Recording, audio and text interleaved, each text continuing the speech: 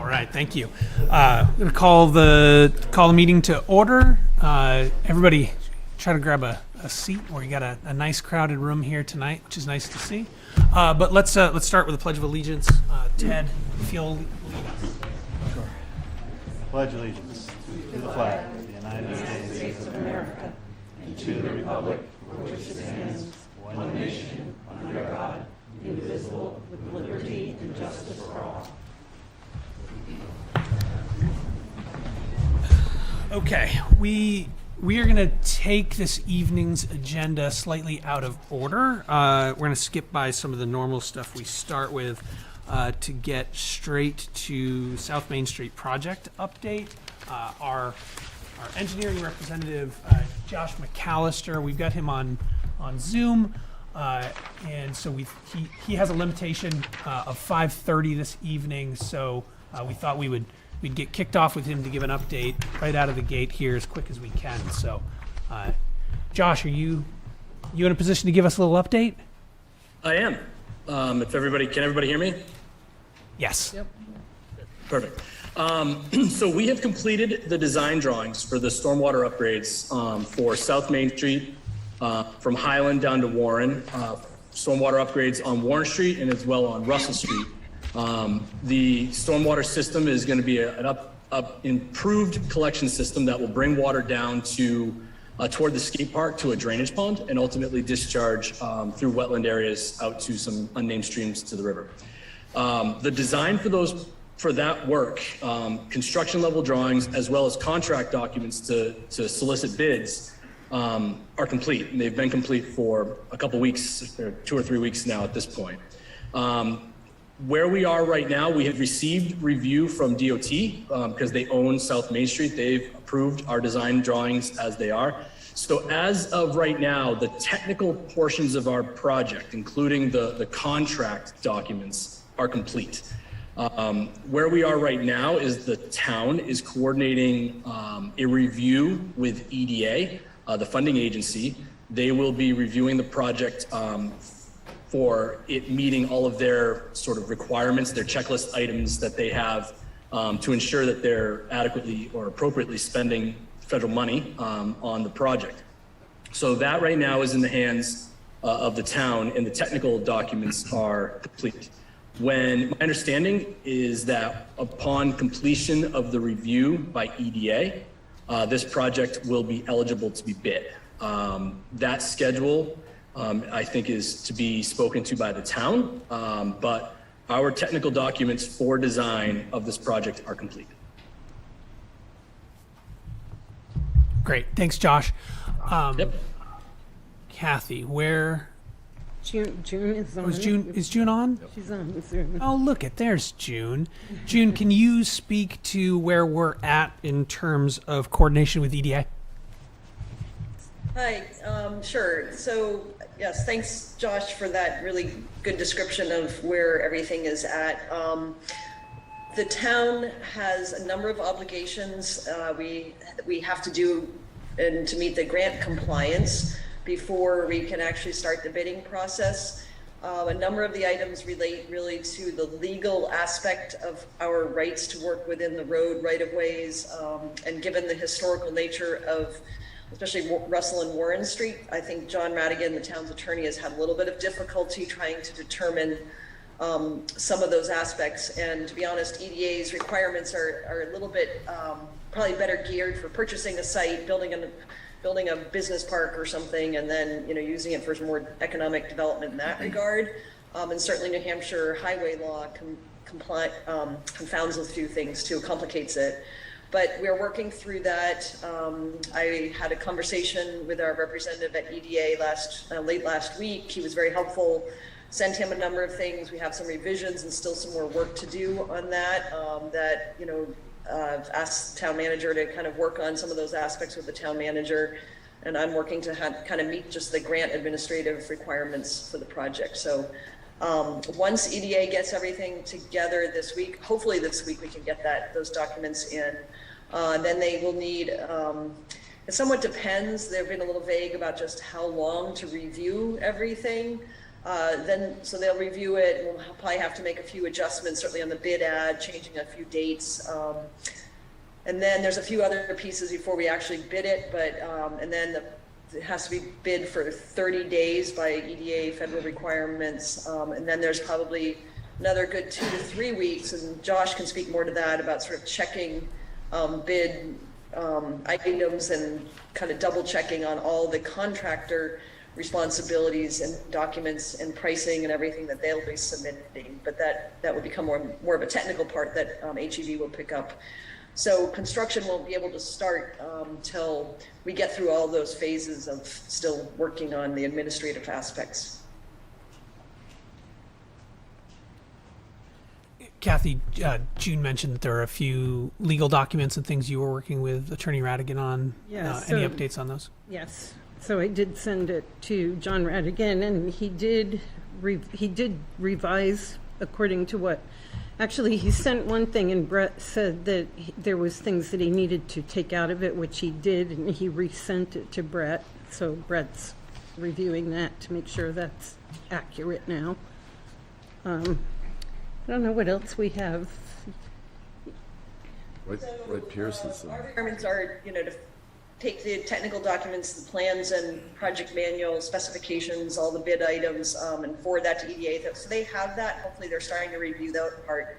So we have a site certificate that has 3 parts. One was for the engineer. Josh completed his part a couple weeks ago. And then the second part is what Attorney Radigan's had to make some adjustments, I guess, today to it. And then the third part was actually a fairly simple form that the town manager did sign, again, a couple weeks ago. So it's really that legal part. But then in addition, our award letter references a whole set of special award conditions, and there's 4 key ones there that I've been working on trying. Again, I thought our previous grant administrator was working on these, but apparently not. So we're working on getting those to EDA. I've got some guidance last week and sent some items, 3 of the 4 to EDA last week, and they gave comments back. So we've got some descriptive items to add and some formal cover letters.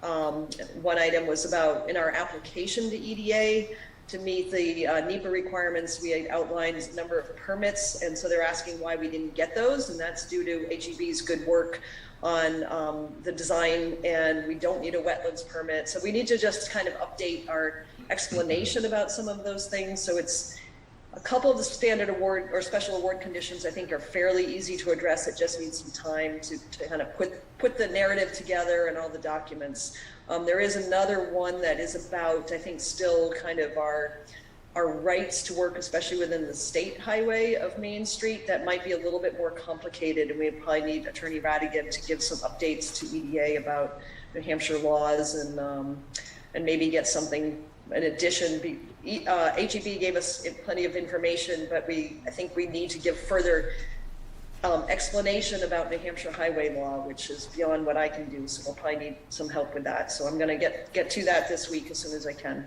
and work with Kathy on getting those sections done. Thanks, June. Yeah, Bill. Well, I noticed there was a representative from Wright Pierce on as well. Is there any information on the side of water and sewer? We are also nearing completion on our design. We had to do a few more reviews with state agency. So we are finishing up incorporating all those comments at this time, and we'll need approval to bid through DES as well. So we should have that, I would say, by the end of the month. Okay. Is that sort of the timeline everybody's operating under, is trying to get to ready to bid by end of month? Is that? We've been working on it as soon as possible. Yeah, ASAP is where we're at, and then hopefully to time that simultaneous with water and sewer. And sewer, yeah. Correct. Yeah. Any other questions from this group from the board?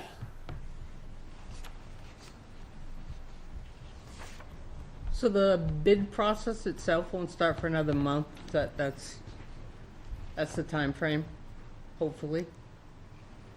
It seems that way if we're running it together with, it seems like timeline, though, for different reasons between the water and sewer project and our project are similar. We don't know on our end how long the EDA, as June spoke to, we don't know how long the EDA review is going to be.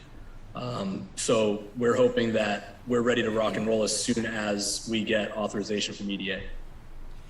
I know that there was some time restrictions from EDA in regards to our grant. Because it's with a review with them, are we okay in terms of timing? Do we have to request an extension? How are we doing in that sort of area at this point? Yeah, that's a good question, Zach. I did ask our representative at EDA and talked about that late last week. And so I have some guidance on, there's 4 key areas that we have to address in the letter to get an extension, because we were contracted EDA to begin construction by July 8th, which is not going to happen.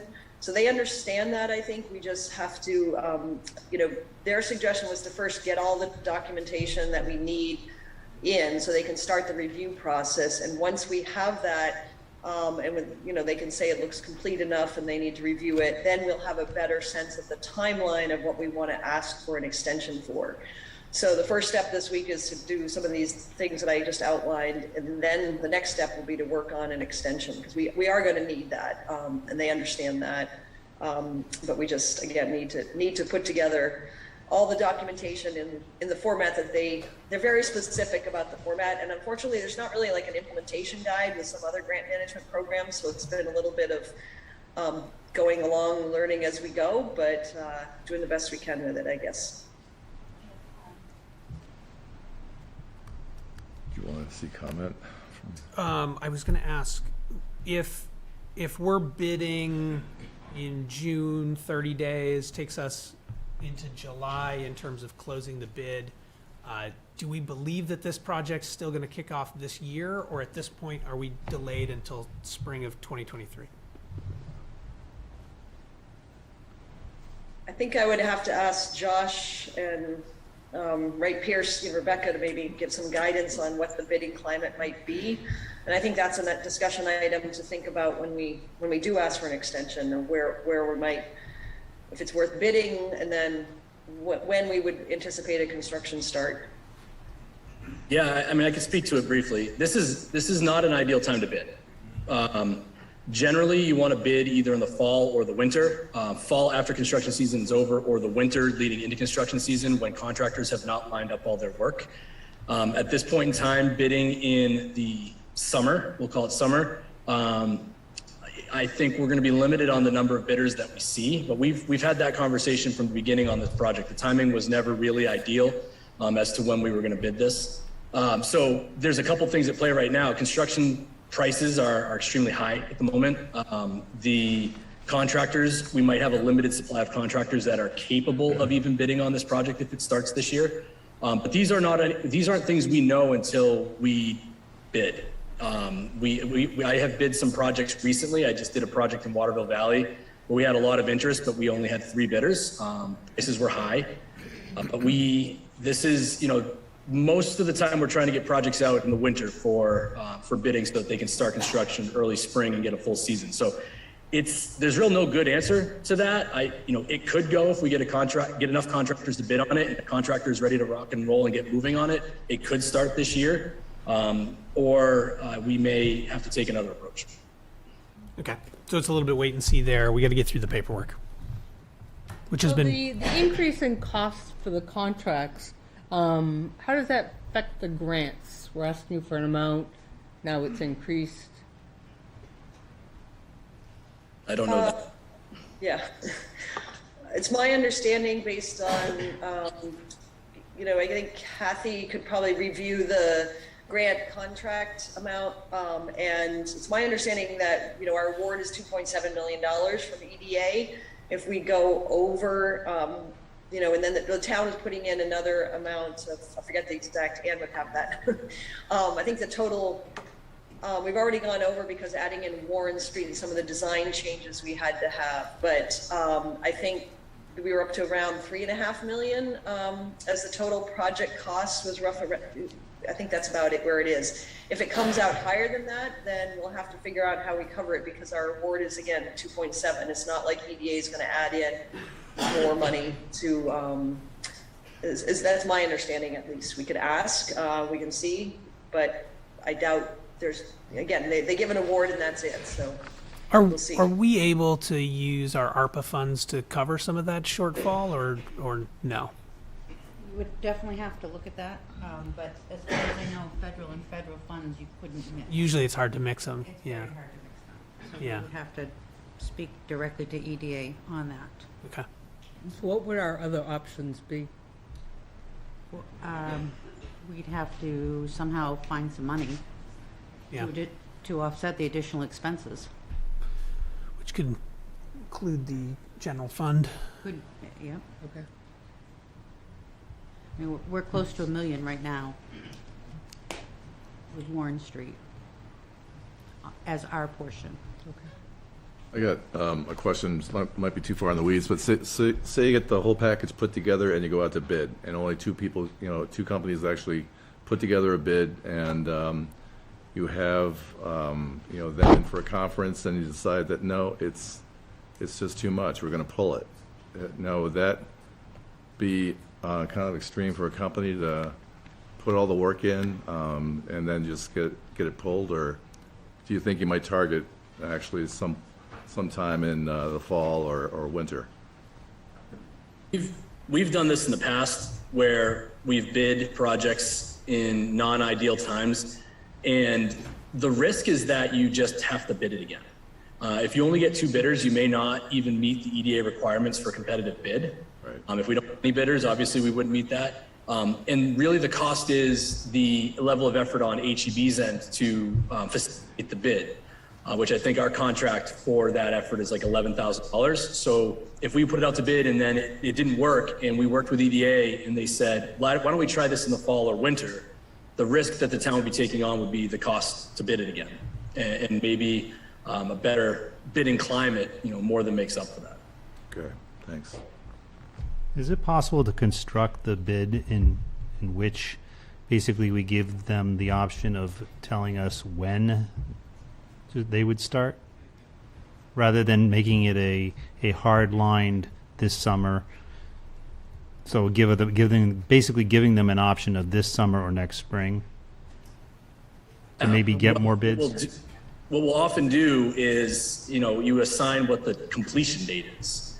And if you put that completion date out there a while, you can make it known during the bid process that the town is open to starting construction in the late summer, fall of 2022 or spring 2023, but the project needs to be completed by blank. That is something that we can make known as part of the bidding process. Yeah, Neil. What's your estimate on the number of days for the project? Number of days? Yeah. Is it 180? June, I think we have that in our contract documents, but I don't have that right in front of me. My thought that if we were bidding this in early spring here and construction was going to start in June or July, my thought is that our portion of this project, which is South Main Street, Warren, and Russell, and taking out the water and sewer work, our portion of this project would take the better part of the remainder of this summer and a good chunk of next summer, if not the whole thing.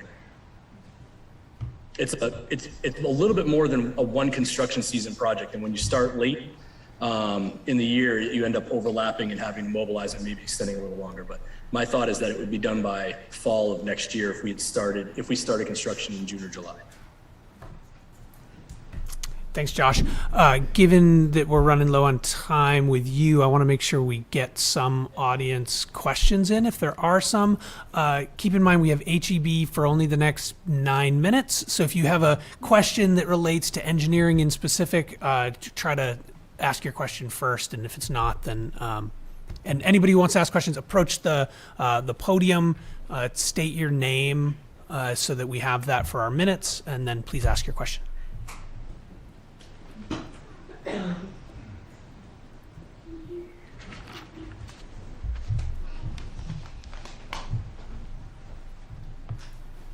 Hi, I'm Sue Gell, manager over at Step Ladders and Ladders. It sounds like we're sort of preliminary stages, so we're not really at the point yet where business managers and owners can ask questions about impact on businesses, right? I think from a rough perspective, we know what the project plan looks like. So, I mean, we could talk about that a little bit, but we are still somewhat early. Is Yeah, that because right, wouldn't Josh? it basically be up to whoever gets the bid to answer those questions? Correct. Like, we have given general guidance on how the contractors must execute their work, and we have the design product for them to construct to. How the contractor utilizes their means and methods for getting the work done is entirely up to them, within reason and approval of the town. So, yeah, we've given some guidance to how they can execute their work and some limitations, but generally the selected contractor will come up with the construction process where, like, I can't answer where they're going to start working. If anybody's going to ask that today, where are they going to start this project? I don't know. How are they manage traffic? I can answer some of those questions. How are they specifically going to manage pedestrian foot traffic at each, building entrance? I can't answer that specifically. But I've provided guidance to the contractor and the contract documents for some of those things. Okay, thank you. Thank you.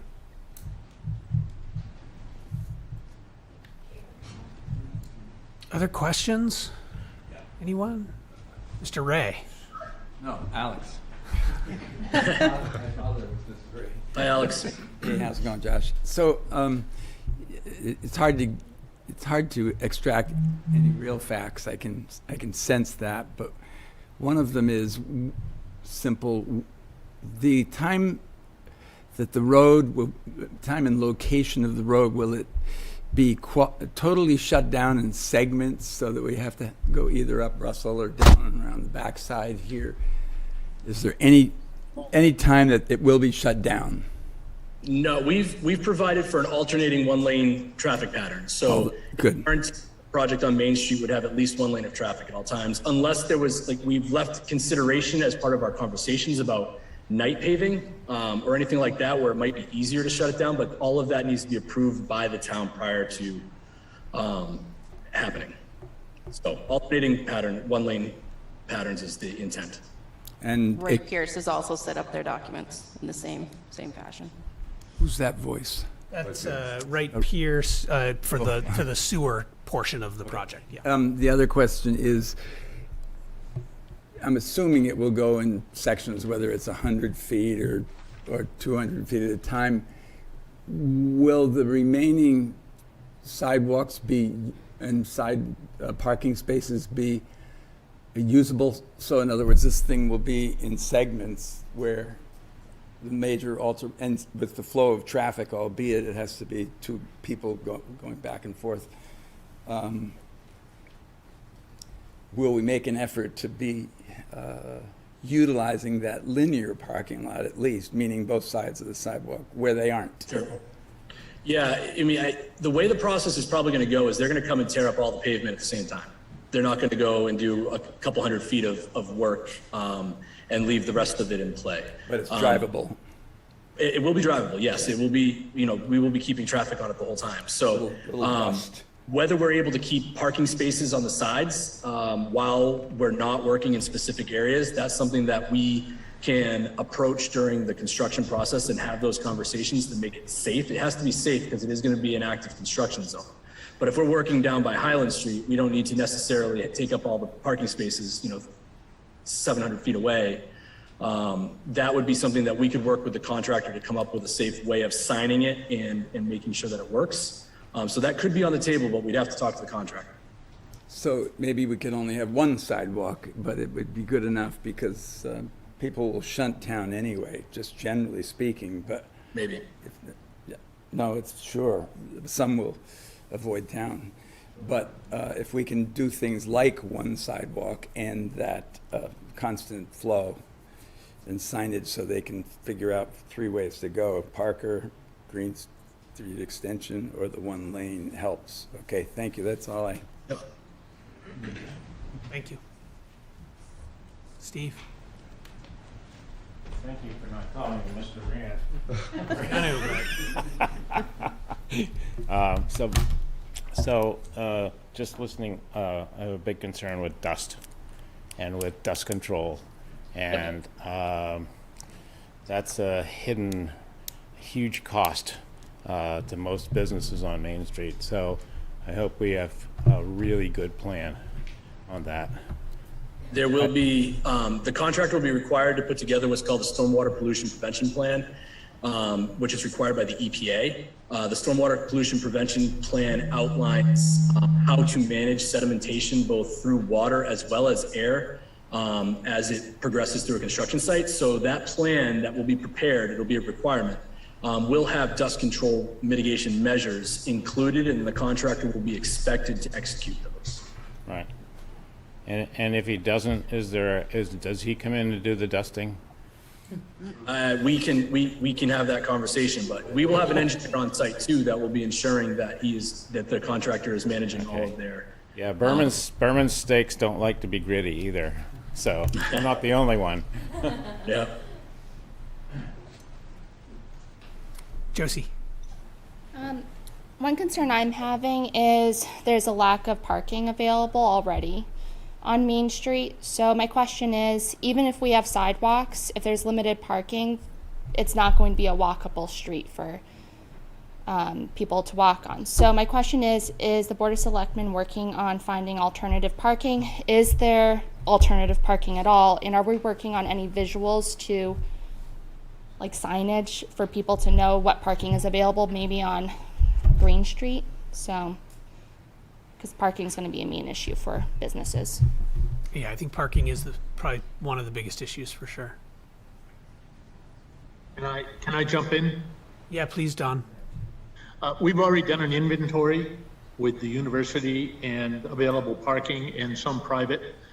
So we've got that documented already, and that will be part of the plan. But until we have a contractor, it's hard to work out a plan. Don, do we have a rough number of what will be available? I'm sure we do. I don't have it off the top of my head. I don't know whether Becca, you. I don't have a number on the top of my head, but we do have a plan that we've pulled together that we had included in a previous public meeting presentation.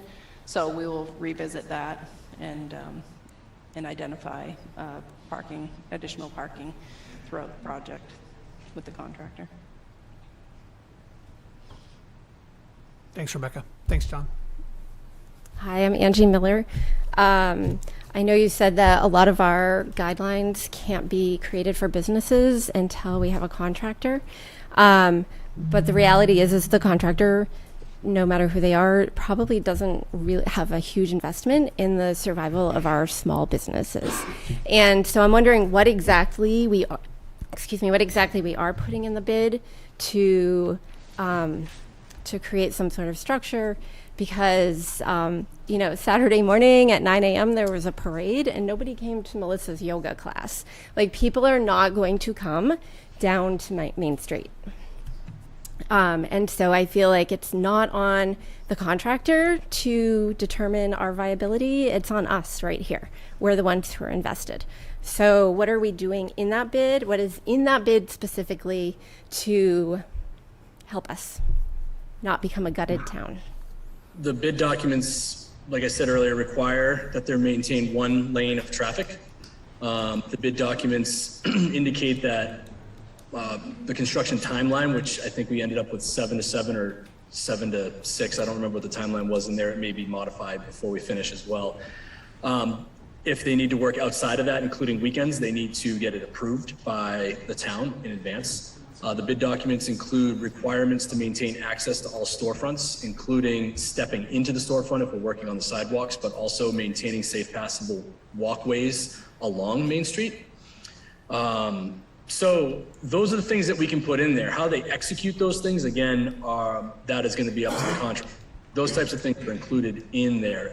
There's going to be an impact there. I mean, it's a construction project in an urban environment. To think that it's going to be easy or not going to be kind of a hassle would be naive. We've done a lot of these projects, and not a single project that we've done have we had we've had any businesses go out of business. I know this is a unique year compared to the last couple of years of kind of strained operations. But we do our best to communicate to everybody when things are going to happen. We'll have a representative on site managing that communication and try to keep people abreast of all the information. And then we do have some provisions in the contract to ensure that the access to businesses and residences, if there are any, when you get up to Russell Street, it's a different conversation. Okay, so just as a business owner, I would say that one lane, one way for extended months is not going to be good for us as an entire town. It won't be one way. It'll be an alternating pattern, so the traffic will still move in the same directions. The contractor will be working in sort of a trapezoidal area on the side while the other lane is being used for traffic. So people will still be moving north and south through South Main Street. Okay. My second question as a taxpayer is I'm just wondering about this timeline that we're discussing and that it's being held up. I'm just wondering why this wasn't done last year. And I know that's not an engineering question, so if we need to hold that until we're done with him, that's fine. But I'm just wondering why we're talking about this in 2022 when we knew in 2020 that we were going to have to start a bidding process. Thanks.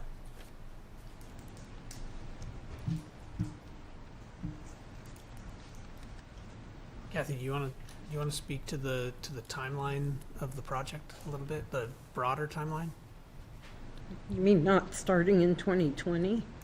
I don't think that 2021, I guess, in particular. well, because water and sewer was going to be doing the storm, replacing their lines. They asked the town if we wanted to get on board with them, and it took, that long for us to coordinate. But in terms of all of this, we've been synchronizing. Your point is we've been synchronizing with water and sewer, right, to match timelines there, to make sure that we don't dig up Main Street twice. Right. The reason we're coordinating with water and sewer on this is so that this isn't a project where we do a major sewer replacement and then come through a few years later and say time to tear it up again and do stormwater. We're trying to replace a 50, 60, some cases 100-year-old infrastructure on Main Street, all in one go here with a single disruption instead of multiple over a long period. Also, we've had a couple of delays. In other meetings, we've talked about a couple other delays that we've had. We had a grant administrator leave, in the middle of the process. We did have some complexities around an easement for a water retention pond that kind of came up late in the engineering process. So there have been some other factors that have led to the timeline shifting forward like it has. Bruce Wickett. Quick question for the engineering. I've heard about 2 different projects. Is it going to be a single bid, or are we doing 2 individual bids? We're doing 2 individual bids because the EDA requires us to bid the stormwater project separate from the water sewer so we'll part of the grant. 2 different contractors working the bid. No, ideally, let me jump in. Please. Thanks, Don. Yeah, please. We water and sewer, we're advocating, one, we start out with a combined or a joint pre-bid conference.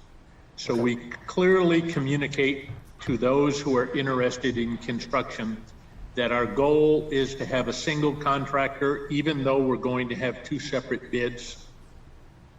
A and B, we at Water and Sewer are currently operating under the assumption that we're going to see no construction until spring of 2023. Okay. Our pipe contractor has told us that delivery of pipe, given the delay in the delivery process is such, we're looking at 20 to 40 weeks before we can order pipe.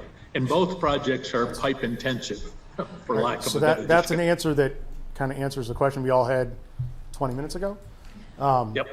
So knowing that, has anybody hired a project manager, an individual who acts as a point person for both projects so that you have a unified voice in one location that their sole purpose is to align water and sewer and Plymouth Highway storm sewer stuff?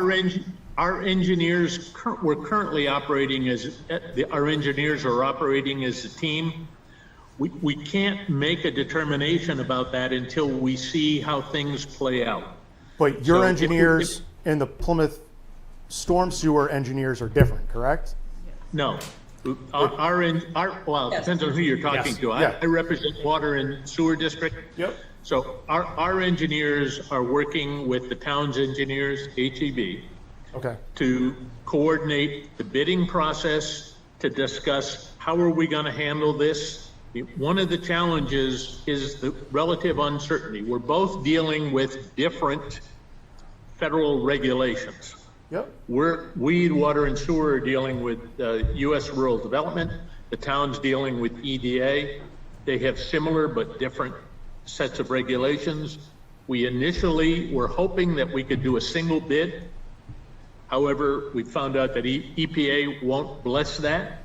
So we're doing as much as we can to ensure that we're able to convey to the construction industry that we're interested in a single contract. One of the things that we haven't had a chance to talk about yet with the town in any great detail is the notion that we have a combined pre-bid conference and we let the contractors know that based upon input that we, Water and Sewer, have gotten, we're interested in getting bids that anticipate construction starting as soon as the weather allows in the spring of 2023, in hopes that we'll find a large contractor who's interested in starting the next year with a fairly large $10 to $12 million contract on the books that they've secured this summer or spring. Okay. And so that's I have one the more strategy. question for you. Yep. And when you dig it up, this may have been answered in the past. What are you, Water and Sewer, replacing on Main Street? All of the water and segments of sewer. In segments of sewer, like, Yep. so there could be a possibility that the sewer then has to get replaced in a later date? No. Or, No, we're everything because of the way the sewer system lays out, and I'll defer to Jason and Rebecca, but the way the sewer system lays out, some of the properties are served from the rear for sewer.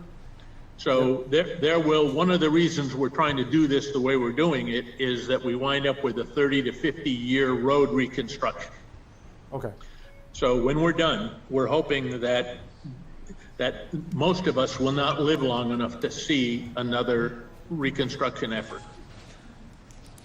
okay.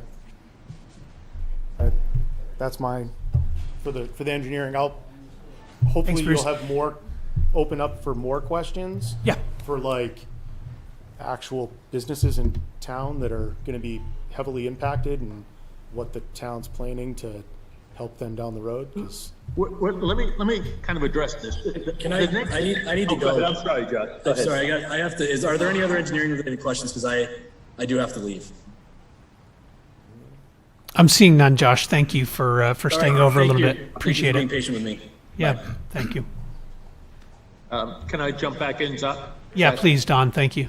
When we first started planning this, I mean, the game plan, and I'm assuming that the town is on the same frequency as we are, is that once we have a contractor, each business is going to be visited. We understand that there are issues and there are concerns.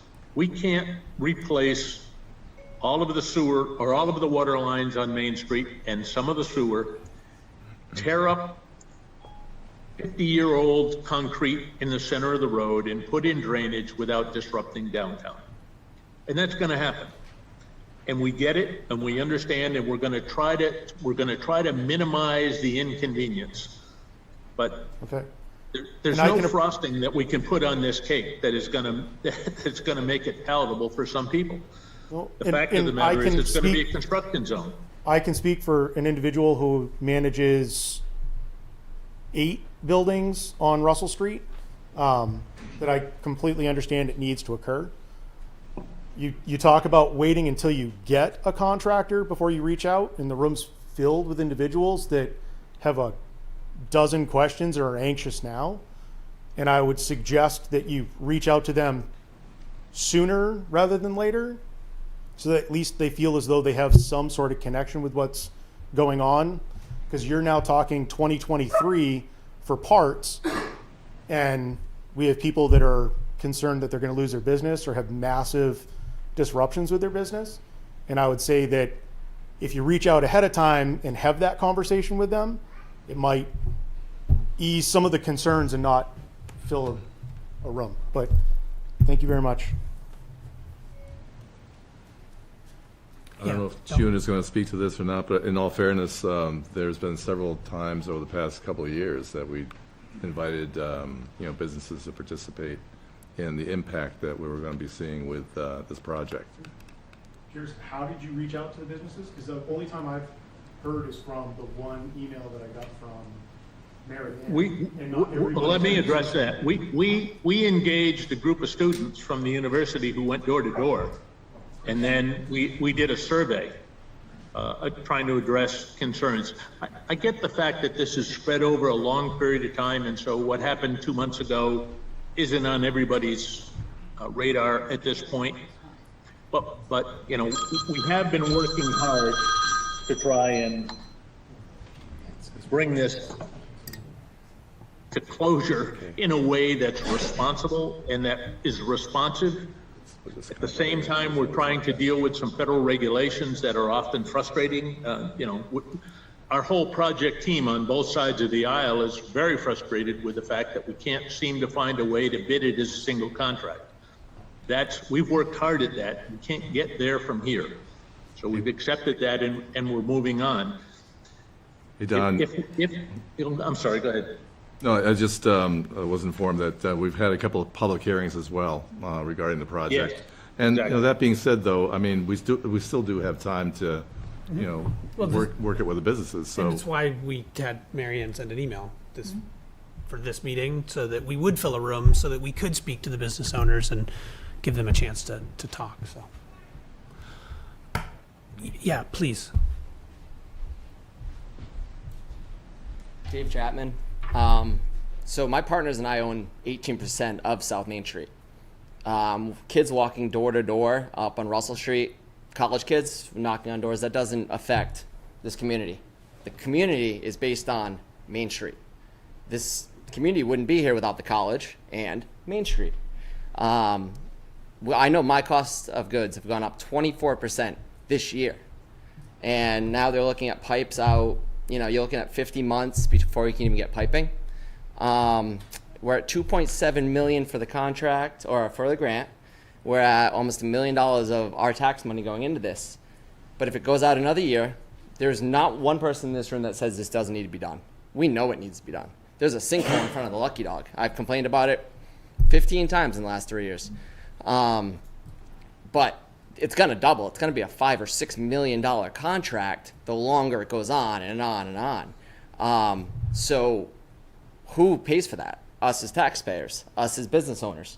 I know us personally, we pay over, $200,000 a year in taxes, $150,000 a year in taxes. Where does that money, if you're going to do it, you need to talk to the people that are paying that, the people that are paying, Alex. I can imagine what Alex pays in this town.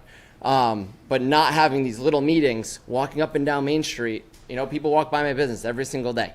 And it's people, June walks by all the time, people walking up and down planning this out. But we haven't got phone calls. We haven't been involved in this. The only way we find out about this is when Mary Ann emails us. People are in my business every other day and no one says a word. However, we just got over COVID. We just my business alone lost $1 million. Now we're going to shut down Main Street and they're going, well, one way this way, one way this way. Okay, cool. A way to drive right by our businesses. If there's no parking on that area, you're looking at 60, 70 spots down the road, and that includes the parking lot at the old bank down the road. That parking lot's going to be closed. The Tedeschi's parking lot, now it's a parking lot. That's going to be closed. Where are all these extra parking going to happen? Well, they're not going to come to town to park in this town because of a dusty road. We do $500,000 in sales for outside dining. Fat Fish crushes it all year long on the patio. Do you think people are going to go to James's business, my business, to sit on a deck with Main Street torn up? It's not going to happen. So, yes, we know it needs to happen, but people need to communicate. And you said it perfectly. someone needs to advocate for the businesses to work with the town. And, you know, someone needs to join up. We've all talked together. We've all joined together. We've had private meetings at the beginning of this. We stopped doing our meetings because no one talked to us. And, oh, it's just going to 6 more months, 6 more months, 6 more months. How many more months do we have to wait before we get information? Oh, we got a bid? I don't know one painter, one construction guy, one guy doing a backhoe right now that isn't booked out over a year. So, you know, we're looking at spring of 2023 now. That's great. Now we have a timeline. But that's probably not going to happen. That's not realistic. So in my head, I'm like, okay, June, July. So we're going to get 2 months in. And then South Main Street's going to be a dirt, mud bath the rest of the year. And then they're going to start up again. Imagine the plowing. Imagine, you know, it just doesn't affect 2 summers. That affects 18 months of business. So, you know, someone needs to step up or someone needs to invite us to be an advocate. And, you know, we'll all get together. We'll appoint an advocate that can sit with you guys, sit with the town sewer. But it needs to be, you know, it's our tax money. So it's kind of one of those things. Thanks, Dave. Anybody else? Can you hear me? Yes, Deb Sassani. I do have a couple of questions. One of the first things, you're kind of saying about what Dave said. I went to many of the businesses on Main Street, and no businesses had an idea what was going on. I don't think we've got our heads in the sand, but we definitely do need to be much more informed so that we can make decisions. We're down at Boomerang, and we've got a lovely parking lot. Thank you, Alex. And part of my question is, where is the equipment, the piping, all of this going to be stored? Do we have any ideas about, is there a location designated? I mean, where the backhoe is going to sit? Where is? Yeah, kind of getting in the weeds. Is there anything? Yeah, I have Zach, 25 I can years. try to answer that too. Okay, let June? June go. So since Josh has left the meeting because he had other commitments, that has come up as before. The town has tried to identify a few possible areas, but it is going to be the contractor's responsibility in the bidding phase for them to determine, you know, where they're going to set up. And one contractor might pick one location and a different contractor might pick another one. They will probably be reaching out to property owners in the area over that 30-day bid period to try to determine what deals they can make.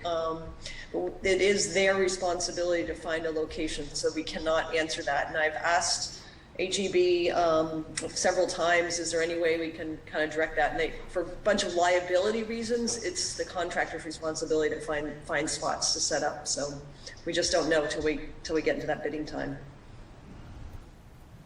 Thank you. I have a second question, if that's okay. I don't know who it would be directed to. Is this going to be 5 days a week or 7 days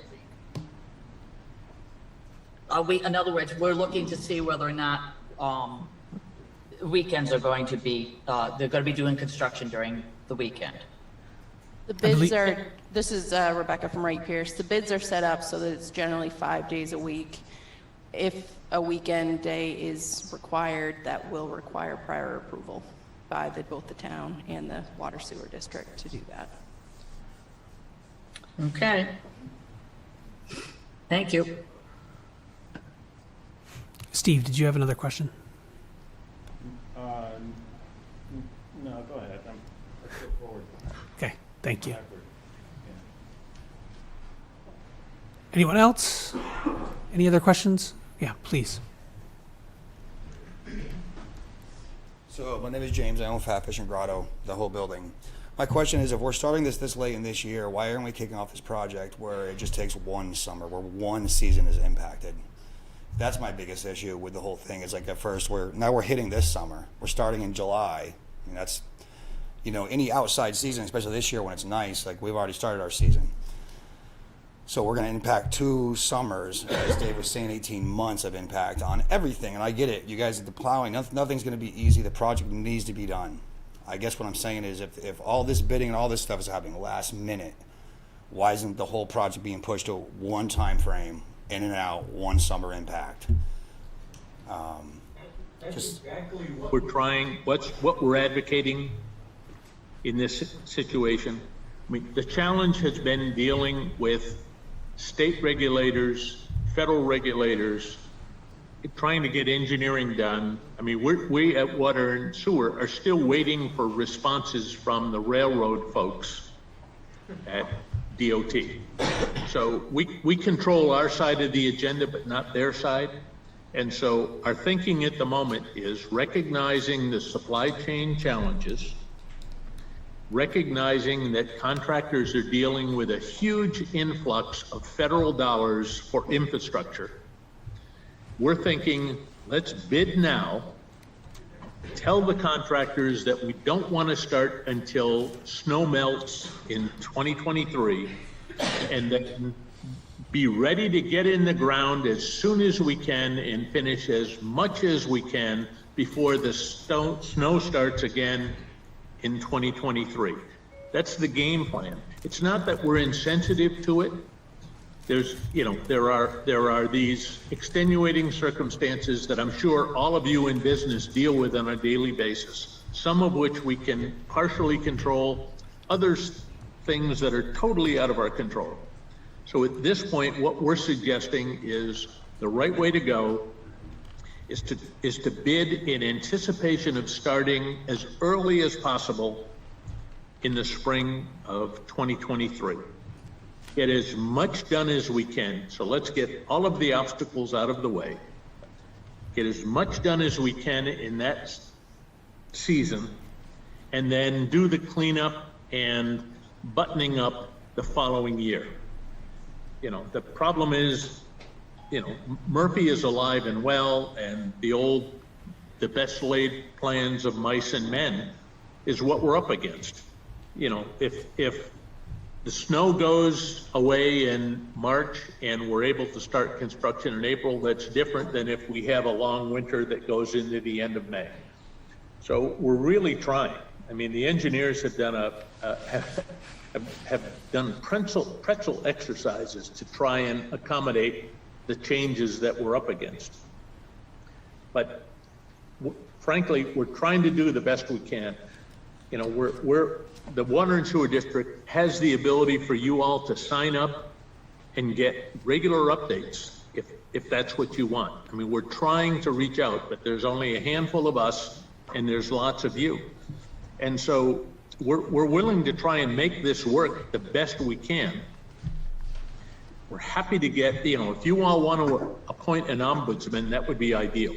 I mean, if the business community could get together and appoint 1 or 2 or 3 people to meet with us on a regular basis as we deal with both our planning and the changes that are coming along. I mean, you've all dealt with Corona, and so have we. And the challenge right now is all of the issues associated with the increase of costs, which the contractors are hypersensitive to. The cost of pavement, the cost of fuel oil is making things crazy. And the supply chain issues. And so the best we can do is the best we can do. We can control our end of the contract, but we can't control the things externally. And we truly know how frustrating it is, because it's just equally frustrating on our side, although I'm sure it's not as impactful. So we are trying to make it work. And my thought is, right now, we're at the point where we're thinking, let's bid this for the spring of 2023 and hope that things play out and we get back to a more normal structure.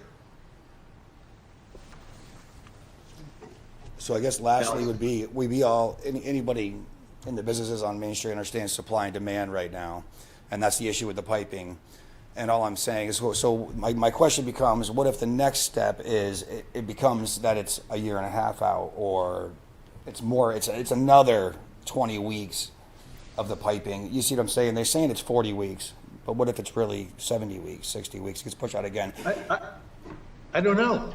I mean, that's, but that's an answer we're all dealing with collectively. I mean, we're trying to deal in an anticipatory environment, and we're trying to anticipate what comes next. At the same time, there's more federal dollars that are coming into the system. And so to answer somebody's earlier question, what happens if the bids come in higher? We're expecting the bids come in higher, but we're also hoping that the influx of federal dollars, which we know are coming, but which have not yet been determined how they're going to be administered on a state level, that between the town and the district, we can take advantage of those things. I mean, I get how frustrating it is, but we simply don't have answers. And I'm not sure we'll have answers anytime soon. But what we are trying to do is to anticipate what might happen and make the best decisions we can. And right now, it seems like bidding in anticipation of the spring of 2023 is the smartest move we can make. Good. And it sounds like we really won't have any updates or news for the business community until after the bid process. That would be the next point that we would have information and news to share. I agree with that. Josie, do you have another question?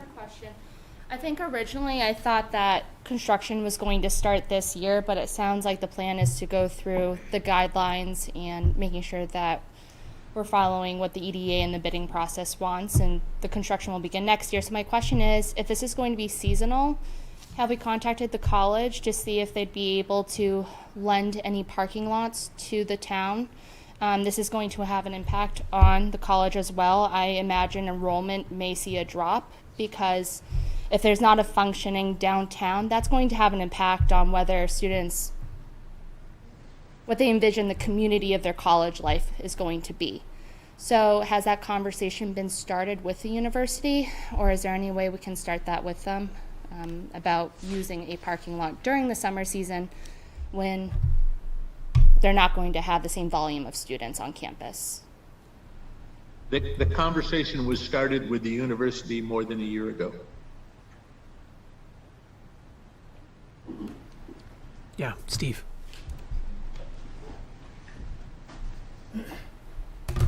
So I'm Steve Rand. So I'd like to follow up on that conversation with the university, because the university uses this water and sewer too, and they need to be part of the solution. And I think, we're asking for a lot of sacrifice from business owners and from citizens for being unable to access the businesses as well. I think it's fair to ask for a little bit of pain on the part of the university and a little bit of pain on the part of the town itself. So I would envision one small relief that the town could make is to make this parking that's reserved for town employees, not for town employees, but for customer parking, and figure out where the town employees are going to go. Because frankly, that's a problem that is, I think it's one of the few places where we can make an improvement to the gross volume of parking. So I'd like you to consider that. I'd also like to consider the clearinghouse for ideas, which is, maybe we could appoint a czar from this group. Chuck would be, or not Chuck, but Sherman probably he's up front. He'd be the guy. But maybe Chuck. But having a means of communication is really, really important. That's somehow or other. So my thought goes to Explore Plymouth NH, because Explore Plymouth NH should become the go-to place for our community to get information. And we could kill two birds with one stone, Marianne, if we did that. Absolutely. And we would cause people to understand what Explore Plymouth NH is, so there's a little plug for it.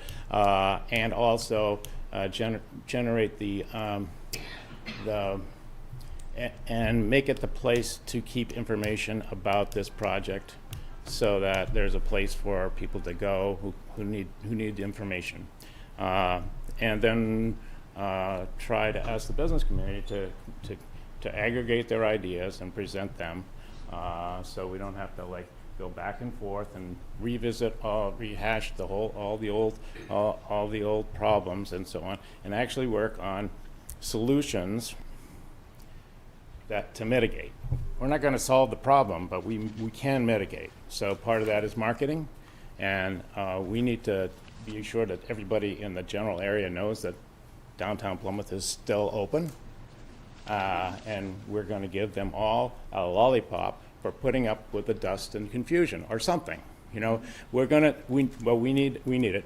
There's enough creative minds here to come up with the ideas, but we're going to need the town to be part of that, because this is a public-private arrangement here. The other thing I'd like to throw out there is that have we gone to our federal agents and said to them, we're dealing with 2 federal agencies here. Can't we get them to make it happen?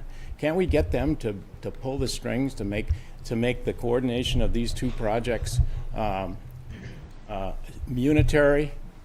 I mean, yeah, you've got the agencies, and they're all in their little stack, but it's our federal politicians who theoretically have the power to make those problems disappear. Have we done that? Have we asked them? Yes. And what happened?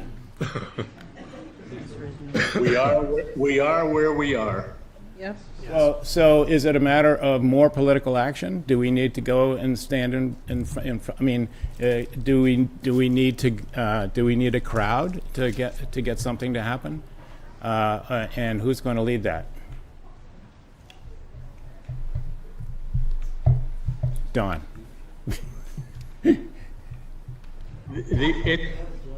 There was once a book written about trying to make the elephant dance. Yeah. I mean, frankly, I'm not sure that if we could organize all of Plymouth and the surrounding areas, that we would be big enough to make my puppy dance. I mean, truly, we're trying, but it is, you know, the federal infrastructure is challenging on the best day.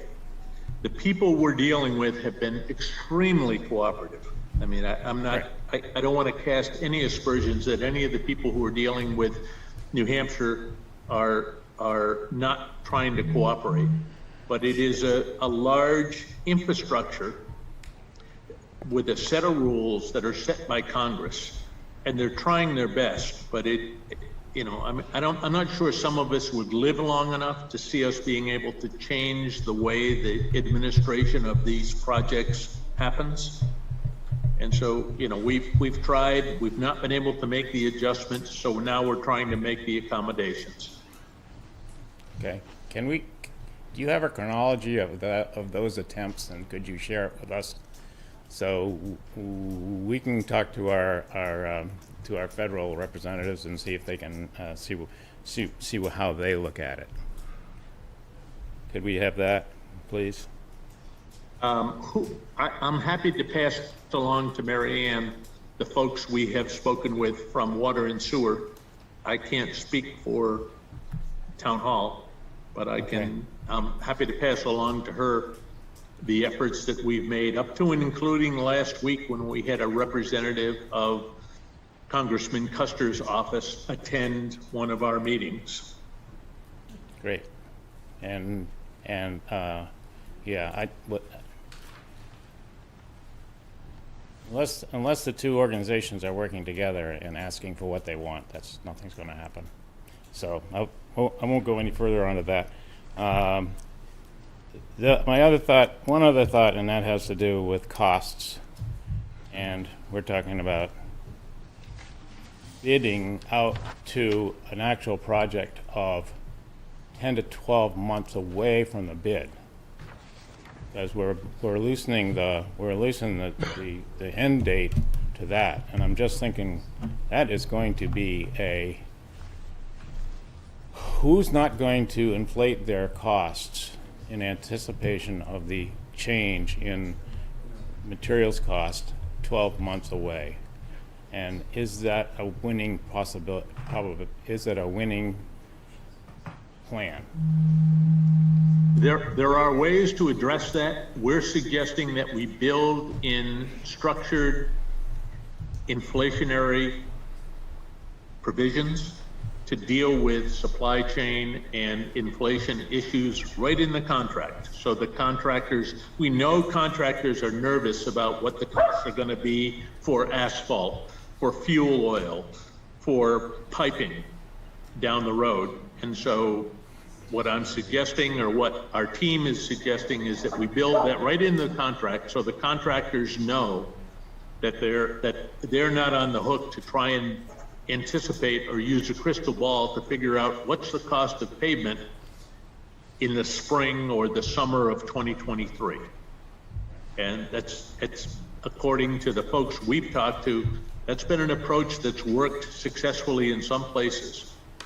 And so again, we're trying to do the best we can to levelize the playing field and get to a point where we get a responsible contractor to deliver a responsible bid and not have to worry about going bankrupt because they didn't anticipate what was going to happen to the cost of pipe or paving a year or two from now.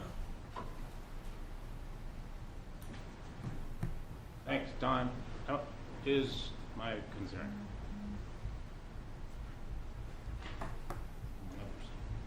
Don, when do you order the materials? Is it when the contractor wins the bid?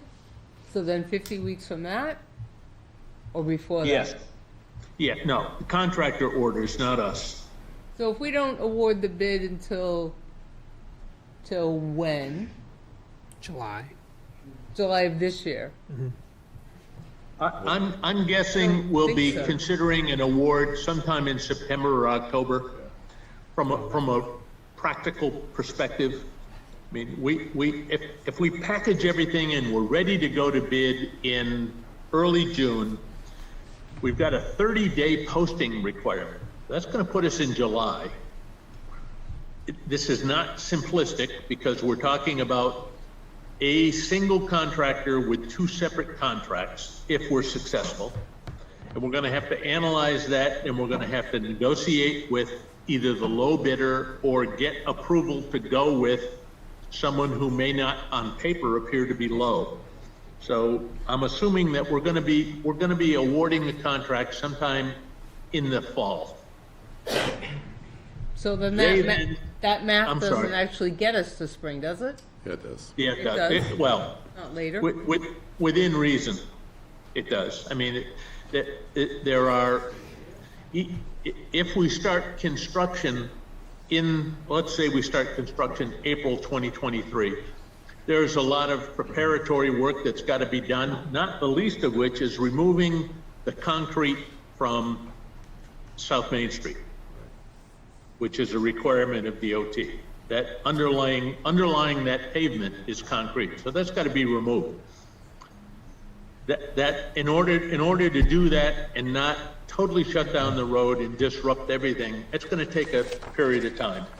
So we're hoping to get the right contractor, somebody big enough who can look at this, who's got the staff to play it out, to lay it out and come up with a game plan, and who's big enough and sophisticated enough to deal with an urban downtown environment.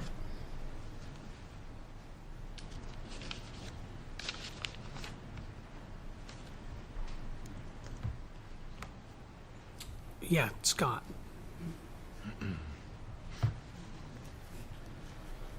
seems to me that there's only one thing being sought for after here, and that's communicating with the businesses downtown.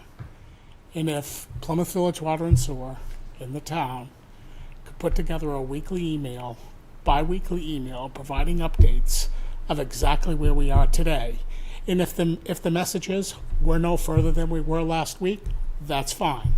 But it's an open line of communication. It creates transparency in communicating back and forth with the businesses. I think that's only fair.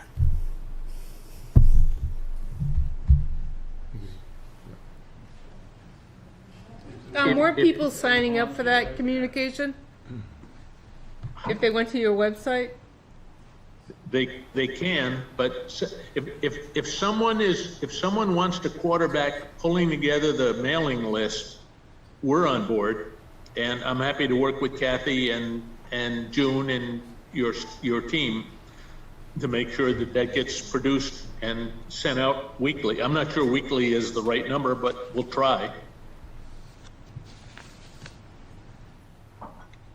See Kathy taking notes. At the front end, for the next few months, weekly is going to be too much, and once we're under construction, weekly is probably not going to be enough. Yeah. So, Kathy, are you going to work with Dawn on that? I will. Thank you.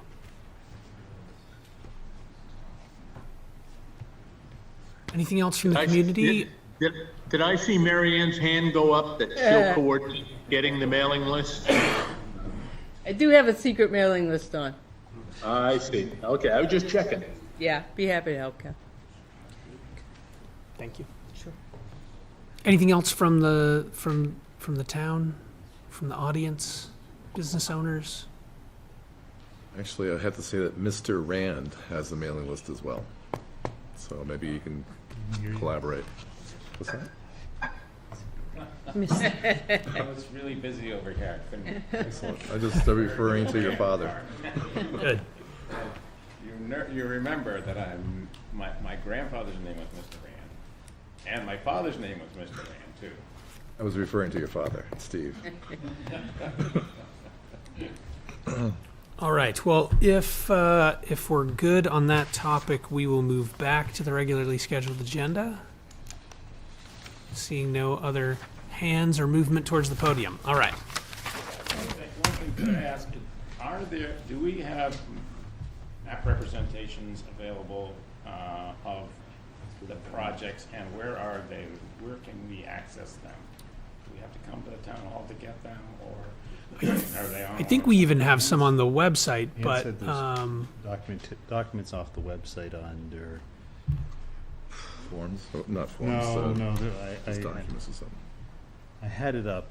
I remember seeing them. There was a PDF with the Click map on the of menu, Downtown Stormwater Improvement Project, and there's a Highland Reconstruction Project. They're both drop downs there. I would say if there's something there that you're looking for, it's not there, let us know, and we'll see if we can make it possible to get it there. I think anything that we have available. Yeah, there's a whole page on the website about the project, so I think it's all linked on that page.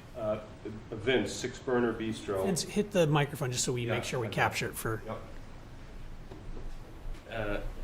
My question is, I feel this is going to be a tough project to bid because of the timing, where we're heading, the prices and things. It's going to be a very difficult project to bid.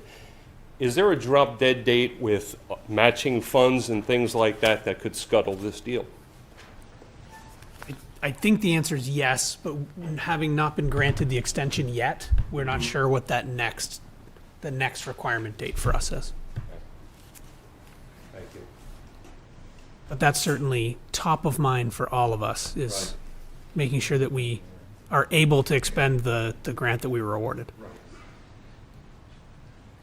And we're working hard to make sure that if there's extensions required, it's not because we didn't do what we were supposed to do, but it's because of external circumstances, starting with the coronavirus and now with the delays in delivery and the inflation. Mm-hmm. I hit the link. It didn't.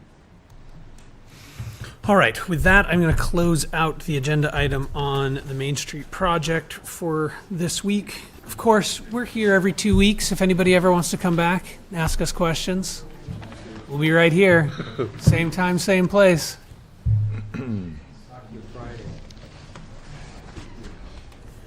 Minutes. Go back to minutes. Can we take a motion to adjourn? Good try. Okay. We're at the top of the agenda. I'll make a motion to accept the April 25th regular meeting minutes. Second. Any discussion? Seeing none. All those in favor? Aye. I'll abstain. Any opposed? All right. I'll make a motion to accept the April 25th non-public meetings non-public meeting minutes number 1. Second. Any discussion? All those in favor? Aye. Any opposed?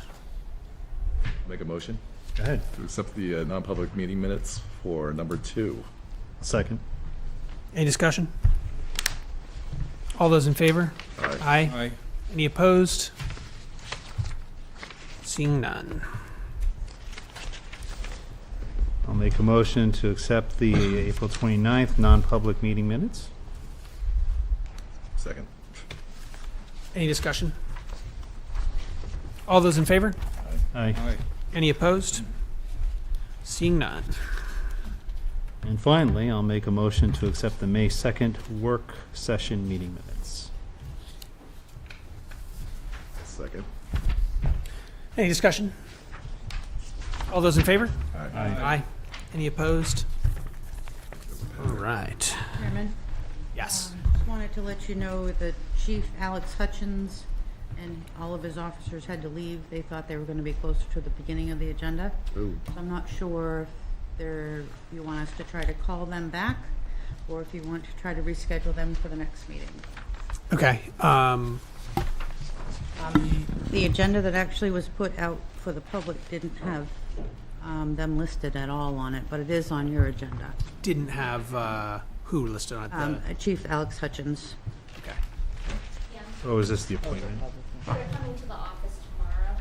So they have to be, the selectmen have to approve it first. That's too bad. Is this for appointments and correspondence or just This is appointments? for the appointment of Officer Arnold to detective from corporal. Gotcha. So do you want to try to get them back, or do you want to wait until the next meeting? I would assume that they're itching to get that appointment done. So do you want to step out and give them a quick will. call? If they can come back, we'd love to do it. If not, then we'll happily put them on the next agenda. You can apologize for our full agenda of the evening. Okay, so on to announcements. The Select Board will meet in a work session for negotiation discussion on Monday, May 23rd at 3 p.m. All regular meetings will begin at 5 p.m. and the Select Board will meet on the following dates: Monday, May 23rd, 2022, Monday, June 13th, and June 27th. If a work session is needed, it will be included in the regular meeting. All meetings will be held upstairs in Town Hall and will be held by Zoom. Zoom information will be found on the town's website at plymouth-nh.org. Any citizens wishing to be listed on the Select Board's agenda should notify the Town Hall before 12 p.m. the Friday before the scheduled meeting. Chairman's comments. I wanted to quickly note, and I don't think it's anywhere else on the agenda. It's not. We received a correspondence from James Hannon of the race director of the, I'm going to butcher this word, the Esquamchamakee Regatta from the Mountain Village School Board, in thanks for some assistance on the event. Ms. Lowe, thank you for your assistance with our event permit fee. I wanted to be sure to also express the gratitude to Joe Fagnant and his crew at the Highway Department for their help with an unexpected piece of our regatta. Because of the low water, a few ambitious paddlers pulled a great deal of metal debris from the Baker and Pemmy, hundreds of pounds and much more than we were prepared to manage. Joe was able to help us get out of Riverside Park into the town transfer station. I'm not sure how we would have done it without his help. Please pass our appreciation along to the highway crew for their help in making this year's regatta a success. Jamie Hannon. So thank you, Joe, and the highway department for helping make that even more successful. On the topic of shout outs, our own Jesse from the recycling center was in the Newfound Lake Life magazine this week. I guess it's like is that a free Yeah. Paid? I don't know. Newspaper, yeah. Yeah, the newspaper. Anyway, there's a nice profile on him and the recycling center in there. It's on page 6 for anybody who reads that paper. Check it out. Nice work, Jesse, for making us all look good. And then there was one other. We received some correspondence about dumping on Fairgrounds Road from Joyce Weston. She was here earlier, actually, but Yeah. She was here earlier, but she has left. I want to thank Joyce for pointing that out to us. We have been in contact with state DOT because the particular pull-off that they were concerned about is on a state road, so hopefully that'll get addressed. they're also going to be putting up a sign. I guess. Did they commit to putting up the sign? Yeah, there's going to be they're going to put up a sign under surveillance and have a camera there. Perfect. So, that's Joyce and the Goulds. So, nice improvements in the world. A few positive things, which is nice given everything else. We also have, and I think I'll put this further down on the agenda, the update on LSSA. I'm just going to move it to new and other business. And so we're going to skip appointments and the other correspondence. You can still do accept the resignation. Oh, okay. Yes. Yes. So we have a resignation from a Plymouth State University police officer. I'll just quickly read this. Chief Temporino, I'm writing to provide you with my official resignation. As you're aware, I had signed a conditional offer with the Northfield Police Department. All necessary steps have been completed, and I have officially been given the all-clear to start. I'm willing to work through Saturday, April 23rd. I will work Spring Fling. I cannot thank you and PSU enough for giving me the opportunity to work for this organization, to grow as a person and as an employee. I've gained a lot by being here and will be forever grateful. I understand this leaves the department shorter staffed than it already is. However, if you would consider me to stay on as a part-time officer, I'm more than happy to have that discussion with you. Holly Harris. And then just a follow-up that for various reasons she will not be starting as a part-time officer. So this is a full resignation, and including removing police authorities. Make a motion that we, consistent with the letter, remove police authority for Holly Harris. That's the only part of the motion that we need, right? Accept her resignation. We don't have to because we're not Plymouth State. Not her employer, yeah. Just the. Okay, I'll second that. Any discussion? All those in favor? Aye. Any opposed? No. All right. Let's get through that one. Andrew Fenn with Access AV TC 410P invoice. Yeah, so this is for our new broadcast switcher for the control room here. We had gotten approval for that for town meeting. We're able to purchase it a little early. The vendor's working with us to do a split payment, so we can hopefully get it installed here in the next couple weeks rather than waiting till July. So we'll be all good to go, but they were good with working with us for a partial payment and then full payment when the new budget hits. That's great. Do you have any questions on Will that come in and get installed before you depart us? Yes, so hopefully I can get that all good to go before, so that the next person doesn't have to deal with it. So Fantastic. they only need, I think it's a 48-hour turnaround or something. We'll get here pretty quick. Nice.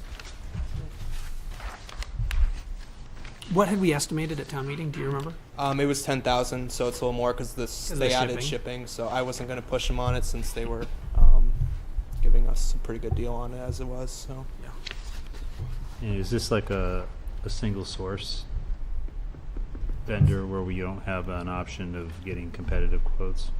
There should have been 2 other quotes in there that I attached with 2 other. One was an online, and then the other one was B&H was one, and then Oakers. Okay. So, B&H, Okay. Ockers, and Access AV. Oakers is from Massachusetts. We haven't worked with them before, but they all came in at the same price for the device itself. There weren't any other vendors within the New England area that I could get anything from, so that's why I added the B&H for the third quote. and working with us on timing and payment. That's And we've worked with them in the past. They're local. They actually do repairs themselves if they can't do it in-house, and they'll send it out. But they've been very good to work with. Okay, so I'll make a motion to accept the purchase order for $10,080 to New Tech TriCaster. Second. Any discussion? No discussion? All those in favor? Aye. Any opposed? Great, thank you. Thanks, Andrew.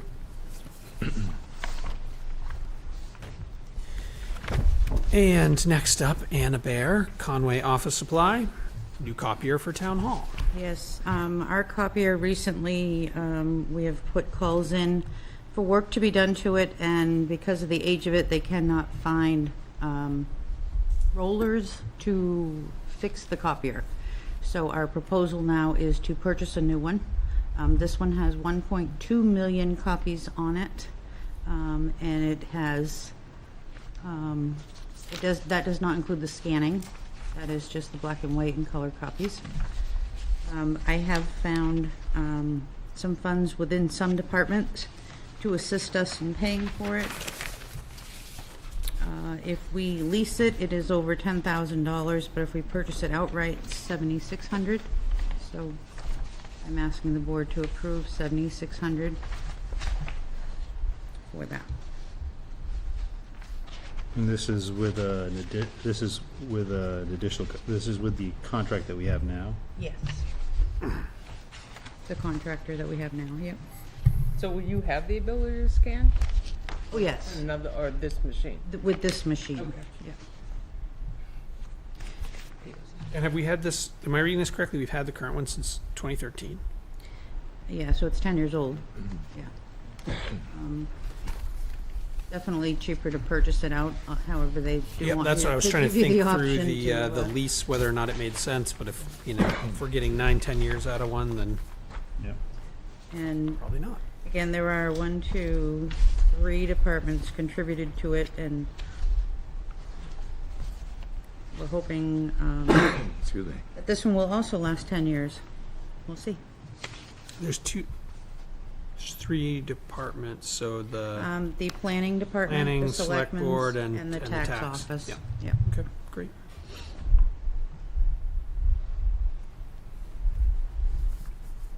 Okay, I'll make a motion to accept the purchase order for a new copier for the town hall.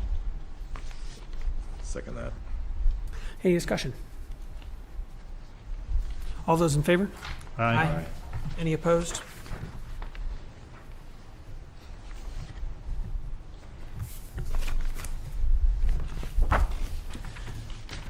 We could go back, Chairman, to the appointment of Officer Arnold to detective. Yes. I just spoke to Chief Hutchins on the phone. He said that they cannot go back. They're all had different things that they had to go do. However, he is under the understanding that it didn't have to come to the board, that the town manager can appoint this officer as detective. And That sounds accurate usually to me. you guys sign an appointment, but if that's what the board chooses to do, then she can do that. Yeah, I think that's fair. So he can be sworn in tomorrow then. Kathy will sign the appointment. Is that okay? Yeah. Okay. I think consensus? All right. Yeah. We'll let him know. Yeah. Get him on the detail. Yeah, that's right. Get him on the, yeah. Get them to work. Okay. Ann and Joe are on here to talk about ARPA funds. So last meeting that we had,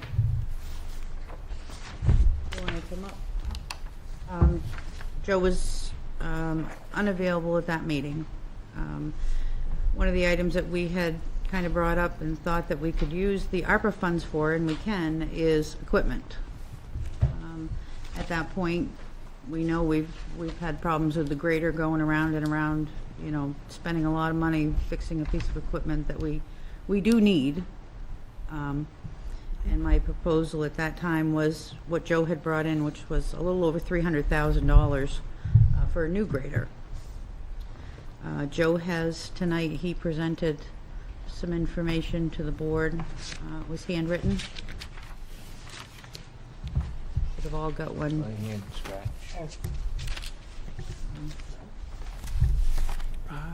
Oh, it's here. Look at that. Oh, Oh, there it is. Going now. Thanks. One of the things that comes into play for me is the fact that, you know, our grader sits all winter, and then come springtime, it's time to go to work, and it's cross your fingers and hope that it runs and go to work. And it doesn't do a piece of equipment any good to sit, but that's just how it plays out. But that machine is a 1988, and it doesn't owe us a dime. It's done more than its job. And if I want to fix something on that, I have to go to a junkyard or a boneyard to find parts, because they're not on the shelf anymore. And perfect example is, right now, that machine's not worth much at all. The money that we're dumping into it is more than what the machine is worth. And the price of scrap right now, that machine's probably worth as much in scrap as it is to try to sell it wholesale. It's running, it's doing its job. And we've already worked on it twice this season out of the gate.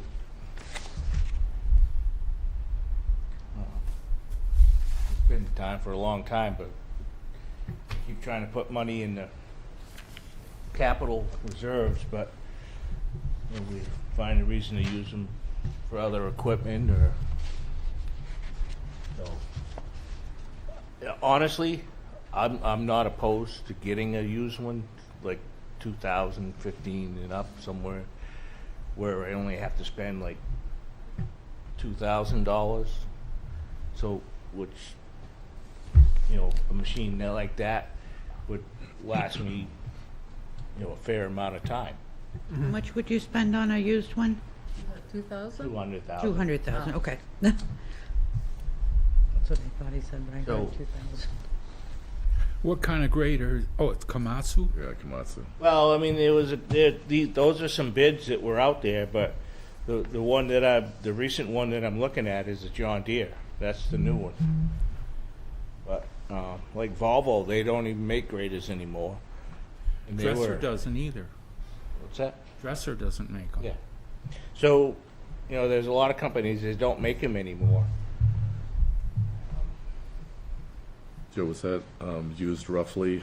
Is that a John Deere that was used roughly? Or what was So it? the quote that I got for a new one is like 308,000. 308, yep. So And then- there's a lease program there. So, used roughly, that's not the way it was used, but that's approximately, it's 200,000? Yeah. Or just 2012 to 2015? Yeah. With a plow wing, huh? No, some will and some won't. It depends on. I personally would rather find one without one, because we have two loaders with a plow and wing now, so I don't need to spend the money to outfit a grader, because I don't need to go there, so I don't have to spend the money. I wouldn't. If you use it in the wintertime, would that be kind of like helpful on the equipment for the fact that you're using it all year long? I don't have enough people for one thing, and we have two loaders with a plow and a wing that are more efficient. And I have enough plow trucks to go out and work the backcountry. Back in the day, when we had plenty of snow, you know, that was huge. Right. The snow that we get now, it's unproductive to put that machine out there, because it's slow and cumbersome compared to having a truck and a plow and a wing. Right. So, Does that the thing mean- is, all I'm looking for here is, you know, I don't want to like use all the funds, but I want to be able to know whether there's some available to me, because I can't. This is a process, so I can't go looking for graders and have them give me all these prices with no commitment, and just, you know, they're not gonna go find them and sit on them and wait on them. They want to know whether I'm serious or where I'm at in the game. So I'm just, you know, if you're in, that's fine. If you're not, then I just need to know that. So, but I am not leaning. If I can find a used one, I'm in that position where I would go there. I mean, I would certainly come to you guys first and we'd discuss it. But I'm not like leaning towards a new one unless it was a really good deal. Is the Anderson equipment the guy in Rumney?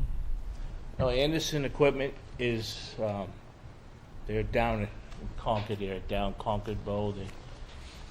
They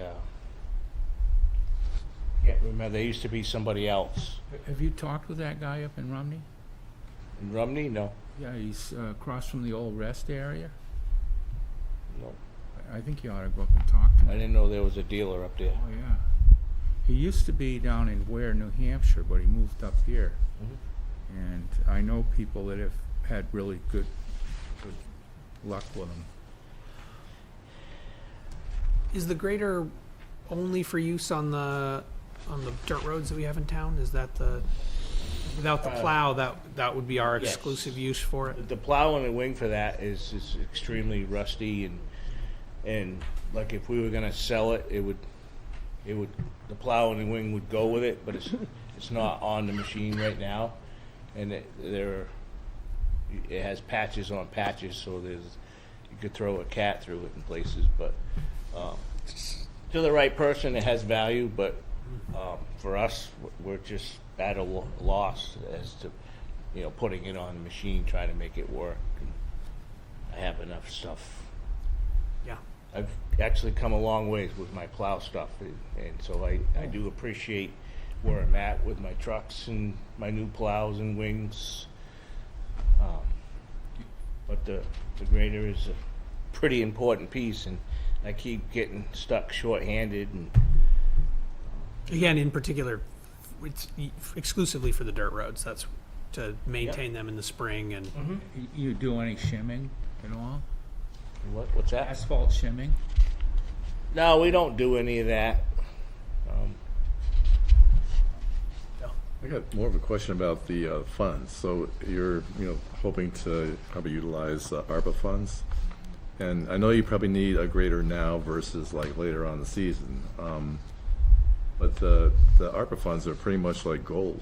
We can use it for anything we want, and there are more funds coming down the pike that we're kind of like referring to, like Don was talking about earlier. But we don't know when and what it's designated for. So, expending the ARPA funds is just using our gold. But I don't know if that's. Yep. I'm well aware of that. But, like I said, I got a 1988 grader, and this is where it goes. It just keeps snowballing further and further down. What year is At it? some point, we're going to be 88? That's shut 34 down. years old. You can't. So at some point, we're going to be shut down, and then you're going to be faced with that window where there is no window left. Right. You have a I piece of totally agree. equipment that's done. I personally don't want to spend any more money on it. I think I'm wasting the town's money to keep fixing it. And I've been saying that for a while. So How many? If we bought a 2015 used grader, how many years do you think you get out of that? 10 to 15 years, which if we're working on a capital plan, which would give you time, or it would set you up in a position where at that point, what you put in that capital plan plus what the value of that machine, you'd be in a pretty good spot. the thing is, for a new machine in the amount of roads, it's a lot of money, and I get that. So, like I said, How many miles of dirt road? We just saw this. I think it's unpaved. 19, Is that what it is? Is it that high? something like that. So I don't remember. I had it in my email. Phone but out, I yeah. did. Actually, I wonder if I have it in my most it recent doesn't notes. seem like a lot in roads, but when you're maintaining them, it is. So right now with the additional ARPA funds that have not been allocated, 19. we have $552,000 remaining. You said 552? Well, there 552. I have some. I don't know if you're including the money that I have set aside for Dana. Bartlett Road? Yes. Culverts. Yep, Okay. yep, I have that in there. Total amount remaining is $567,480. There's $15,000, Joe, that we have put aside for Dana. Is that right? Yep. Yep. Okay.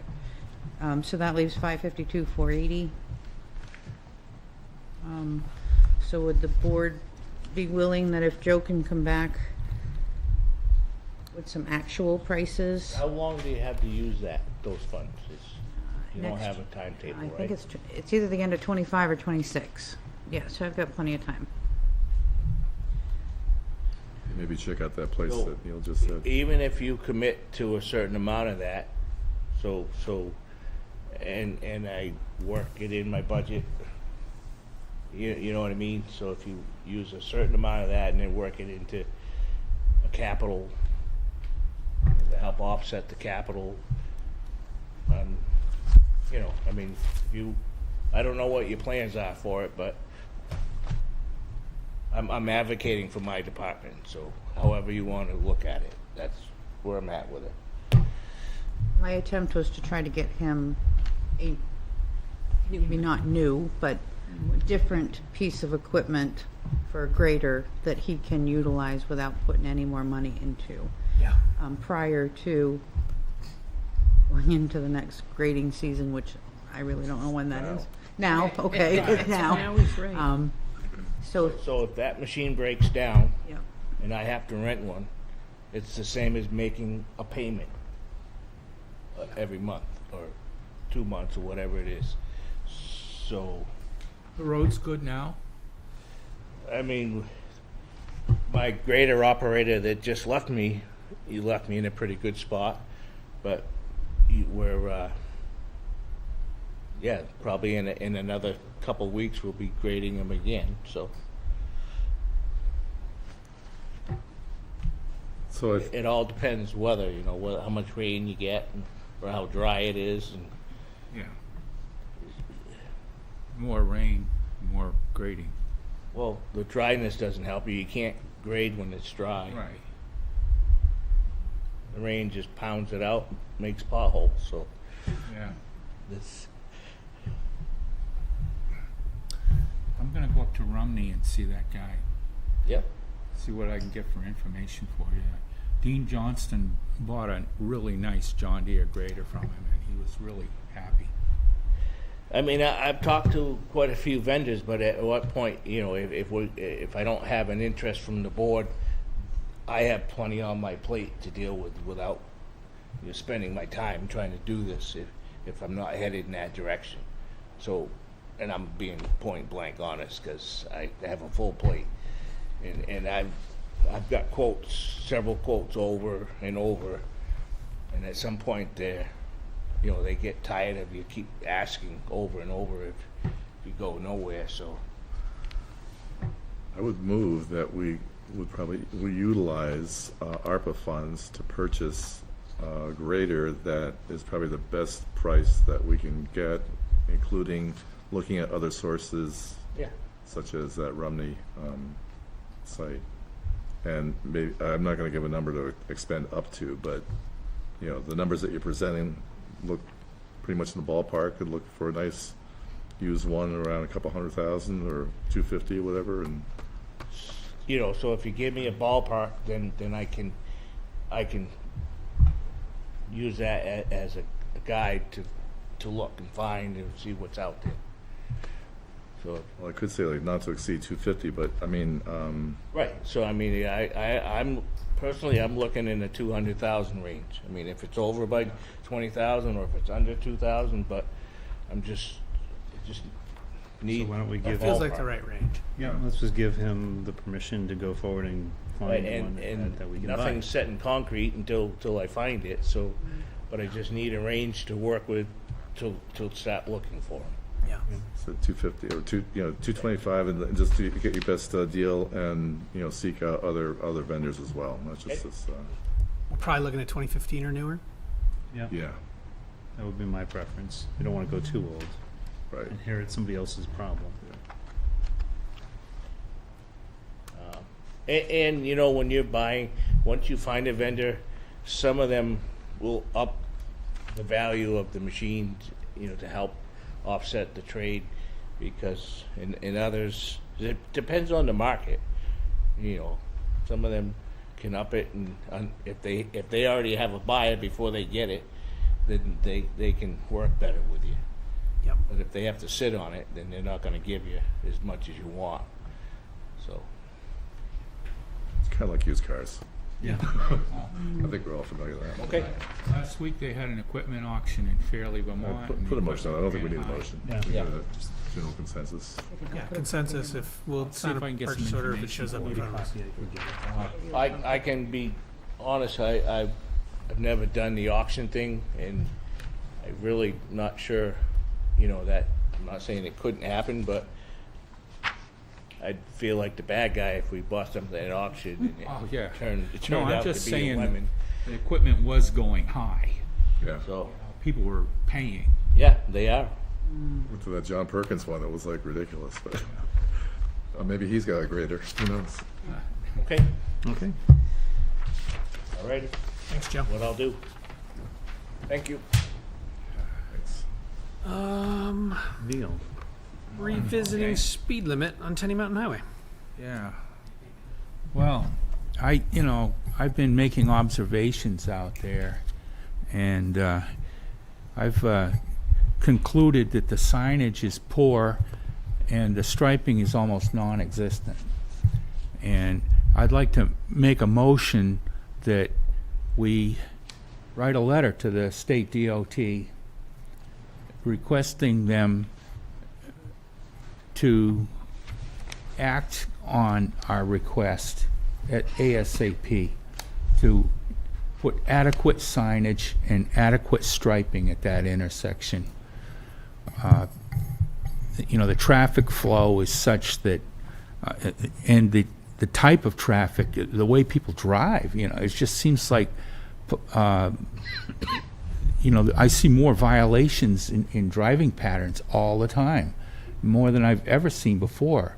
The way people drive, they speed, they pass on double solid lines, they run stop signs. It's dangerous. And that intersection needs to have better signage.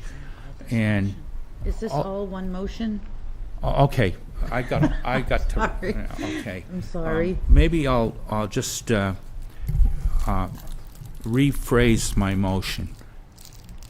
That it's imperative that the state act on our request to put improved signage and striping at the Smith Bridge Road intersection as soon as possible. And we would like to request that they seriously consider reducing the speed limit to 35 from Three Lakes Landscaping, which is across the street from the child care center, to the Dunkin' Donuts intersection. Are you suggesting we write a letter to them Yes, that's my motion.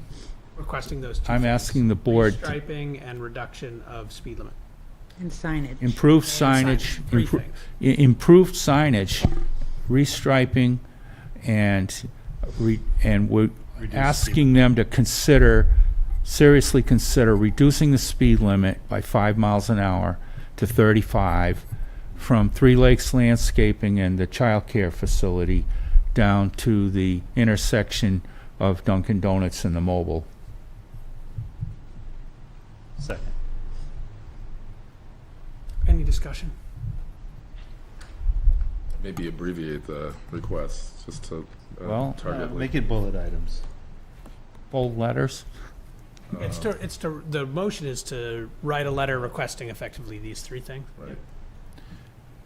Could that be drafted by someone in town hall, one of us? Do it. There's also an increasing amount of pedestrian traffic out there.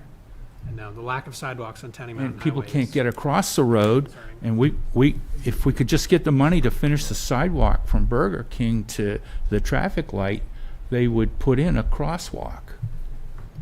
It really, literally is no good way to put a crosswalk at the. Well, they need to have a light, a walk light. I mean, there's a lot of people walking up and down Highland Street, and a lot of people on foot. Yeah, it's true. Especially when you have a hotel on I'm one thinking side, about public safety. CVS on the other.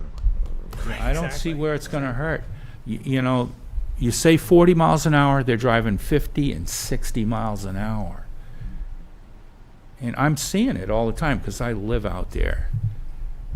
And I'm telling you, I avoid making a left turn coming out of Smith Bridge Road as much as possible. I simply don't go down that road to come out that road. Well, I can't help it. I'm teaching my kid to drive, and every time we go drive by that intersection, I'm like, if you ever are there, you don't turn left. You go right, you drive down a little bit, and you turn left into a parking lot. Because it's not worth the 10 minutes. That means you're getting in the suicide lane, trying to make a left turn. No, it's And terrifying. there are people that, I swear, they're either texting or they're just daydreaming, and they're coming, they pass on solid lines. Any other discussion around this particular topic? No, I think we're in agreement. All those in favor? Aye. Any opposed? While we're on the topic of roads, we are about to have Highland Street repaved again. Yeah, from Broadway.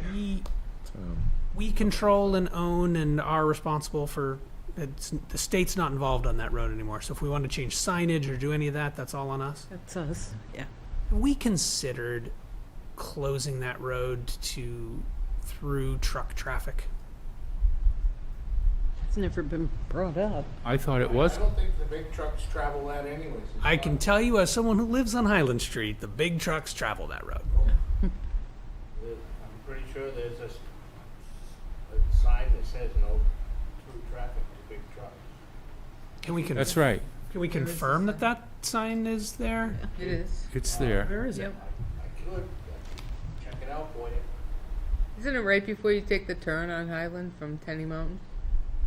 Well, people have to be able to get into We also have it on- Yetnag and shopping center, True. Yeah, but they generally shouldn't be down by my house. No, I've also noticed unless a they're lot making more- deliveries. a lot more That's not trucks through coming traffic, though. It's true. No. I can tell you that I was through traffic though, usually because I it's can hear like them coming, and then I can select hear them all the way. With their air brakes and stuff, I can hear them all the way to the Yeah. intersection. I didn't realize it was. So maybe if it is, then I revoke my conversation. I'm just thinking about trying to. We're going to invest that much in paving it and saving it from. The road's Big going to tractor be trailer more than trucks. paved, isn't it? I thought it was going to be reconstructed. Well, I think it's been Section. been Been engineered, reconstructed. but I think they're going to re-engineer it Done. and then going to partner with water and sewer. Again? Yeah, Yeah. Didn't we have an engineering plan for that road? I think we're Yes. re-engineering Yes. it now. Yes. Some signs out there for big trucks. All right. Make that a motion? No, I don't need to, because Joe's going to confirm that the signs are there for me, and then I'll be sad that nobody listens, or we'll find out a sign's missing, and then we'll get it fixed. Either way, we're in good shape. Finally, after all your patience, Josie. Oh, Okay. So have you seen the letter Yes. that was written? Okay. So the You beautification. want me to read it into the record? You'd like to. I like the letter. It doesn't matter to me, though. It doesn't make a difference. All right, I'm happy to we'll just talk explain about what's in it. We'll talk about it. So the beautification, committee has been approached by multiple citizens who are interested in donating monetary funds to basically the mission, but any projects we have that are part of our, our goal or cause. And we do not have the appropriate means to collect such monies and deposit them anywhere. So we're seeking your approval essentially to create a bank account, which is not to exceed, I do not imagine, over $10,000. I think we're looking at a couple $100 here and there. I threw out an example that thankfully Rand's Hardware is donating supplies. So this June we're going to start on the Rotary. The goal is to use burlap and yard staples to kill any weeds that exist in the Rotary currently. And then after that's done, we hope to purchase flowers. So to use this money towards flowers and different plantings to put in the Rotary. So. Will burlap kill plants, or will they just like? Well, it's not just burlap; it's other materials too. I don't have the list of materials in front of me, but Plastic there's- tarp, whatever. Yeah. Whatever it takes. Yeah. Anne, any concerns about this? No, I had asked her to put a letter together. Basically, this is under RSA 35:5B, I believe. Anytime somebody donates funds to the town, the board needs to vote to accept them. And you know that they'll be used specifically for that purpose. So we'll put it into an escrow account and keep track of it there. Okay. So any donations of any value will have to come back to us to vote on? Yes. It's slightly annoying, but Each time, I get so. It is annoying, but you don't have to have a public hearing until you get 10,000, so that's why she hit that number. So my question is, say we have 3 residents currently who want to donate money. Will this initial approval allow us to go ahead with the 3 residents to use, or does it have to be each time an individual donate? I ask that you keep that account record. less than 10,000, so that, because we aren't having a public hearing. And then we should be good from there. And we're gonna put mulch. I was just thinking about mulch over the burlap, so it'll help sunlight. Sounds like a Steve Whitman influence. I'm learning from him. I'll make a motion to approve the request to create a bank account to deposit monies for the beautification committee donations. There it is, right there. Sorry, it's under 3195B. If you can add that to your motion, please. According to RSA 31:95B. Yes, thank you. Which is granting them the authority to accept donations. Anticipated funds. Thank you. And so the Hold executive. on, we need a second before you say anything. I'll hold just. A second. Oh, Thank you. Marianne, gotcha. I don't know. Like that. Any discussion? going home. All right. Checks should be made payable to Town of Plymouth in order to go into. Correct. Okay. Yep. All right, I think that, and then what if I guess it would be like if I had an order, so if we are planning on purchasing plants, if we purchase, we have to take that receipt to your department. And we will make a check out for Who them. does? I can't see him through Josie. Thank you. Joe, you had a comment in the back? I do for Josie. You talk about flowers for the Rotary. So here's a couple of things that I've seen there. The college does some stuff there. And then the other thing is, once you buy the flowers and plant them, do you have a plan on how you're going to take care of them? So we met. Follow it through? Those are good questions. So we've spoken to the university. Essentially, they don't want much. They don't really care to participate much with this project. But they've given us the permission to go ahead to work on the Rotary. We've met with the Board of Selectmen and select woman. And on both sides, both parts, it seems like we have the go to work on the Rotary. The second part of your question is, it's a building. So far, it's a building committee. We're getting more people who are interested in joining. We're going to create a schedule likely amongst volunteers, but also Park and Rec. We're not putting a burden on Park and Rec. However, they have offered some support in terms of maintaining the Rotary with us. However, that support, the brunt of the work is going to come from volunteers. Very nice. So I can tell you that at one point there was a committee and they did flower barrels in town. And it was an awesome thing, and all the different businesses paid and did that. And so that committee had plenty of help, and then at the end it was down to a husband and a wife doing it. So then they stopped doing it, but at that point all the flower barrels were in need of being replaced. So it was kind of sad to see that end, but that was a really nice thing for the town, all those barrels. Yeah, so we won't be doing barrels on the Rotary. It'll be, hopefully the plants that we're choosing will be self-sufficient, so we won't need to do a ton of watering throughout the year. Hopefully, just nature will help with that. However, I think we do have some goals to work with local businesses in downtown. Probably, I think that the Main Street project will put a dent in some of that for beautifying Main Street, but I think we're going to do our best to see where we can contribute. Well, good luck to you. Thank you. I have a question. The Rotary consists of the center, which is surrounded by the cobblestones and the travel lanes, and then there are perimeter areas where there have been flowers planted. Who owns the Rotary?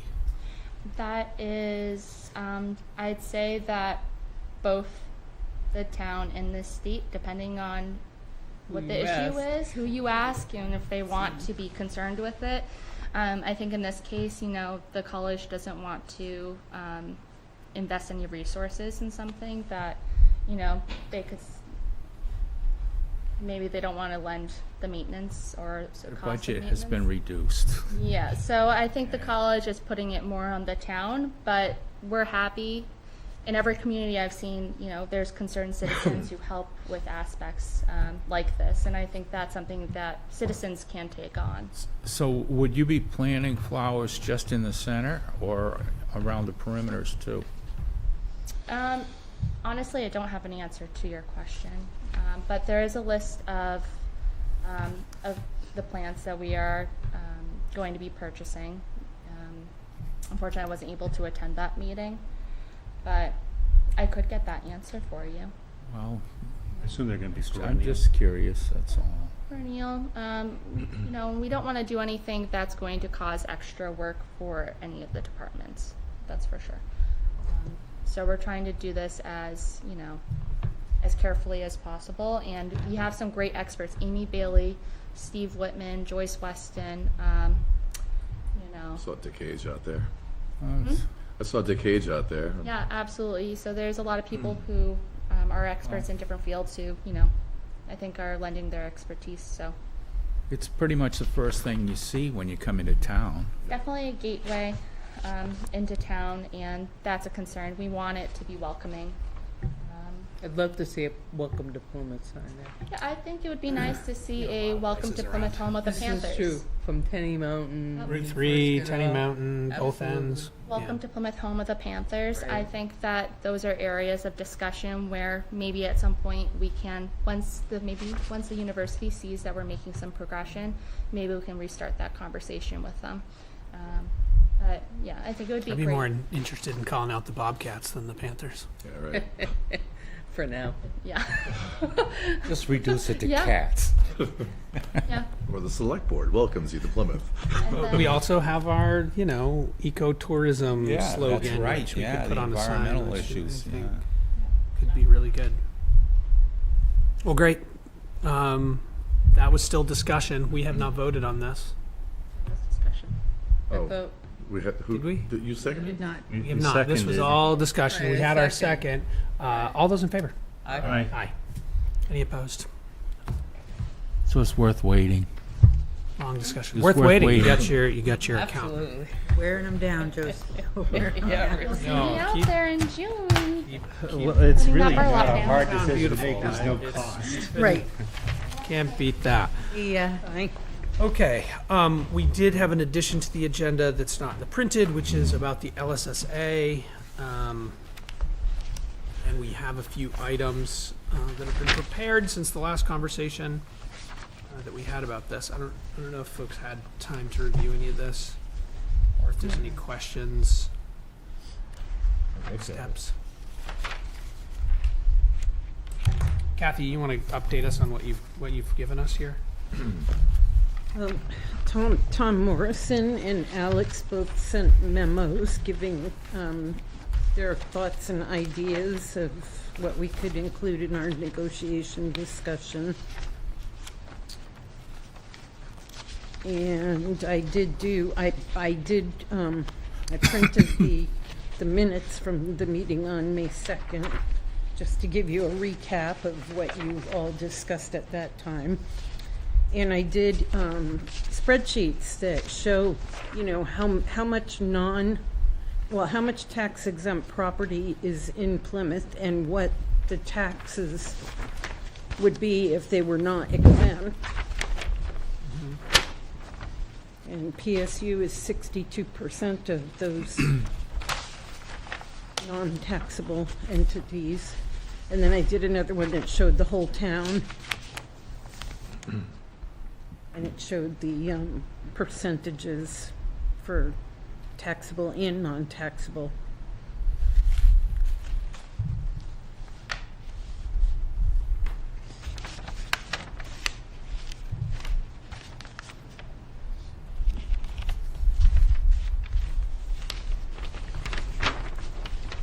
So you're making an argument that their fees that they pay to the town for the agreement should be based on their total value? That was just a suggestion that if we were to charge them a certain percentage of what they would be paying, if we charged them 10% of what their tax would be if they weren't exempt, it would still be $500,000. Chairman, you got a question in the back? Oh, Scott in the back. Glad you brought that up. So, I've been doing a lot of research on tax exempt properties. In many communities in New Hampshire, they've entered into pilot agreements, which are payment in lieu of taxes, and have been very successful. In some of those agreements, they exclude the school portion of the tax, and they exclude the county portion of the tax, and ask them for the municipality. But it's got to be somebody who goes and negotiates and opens up discussions with them to have that conversations. And if you look at the Nonprofit Association of America, they're well aware that this is coming in lieu of the strain that towns and cities, and schools and counties have in collection of payments as well as tax exempt properties. So I would really encourage the town to contact each one of these nonprofits. And I can tell you in Keene, they have it with the hospital. They have a portion with the Keene State College. They have it with big nonprofit housing developments. And they're very successful in collecting those funds. And it's not a full, in some cases it might be 50% of the municipal rate. And they typically enter into 5-year agreements with them. But the key is getting in front of them, talking to them, open up that conversation, and entering into these pilot agreements in lieu of property taxes. Thank you, Scott. Thank you. I have to say, we're not very successful getting pilots for most of our nonprofits in this town. No, we have. And the ones that, should be able to afford them choose not to. And it shouldn't be as simple as we will choose not to pay you a percentage of the town tax.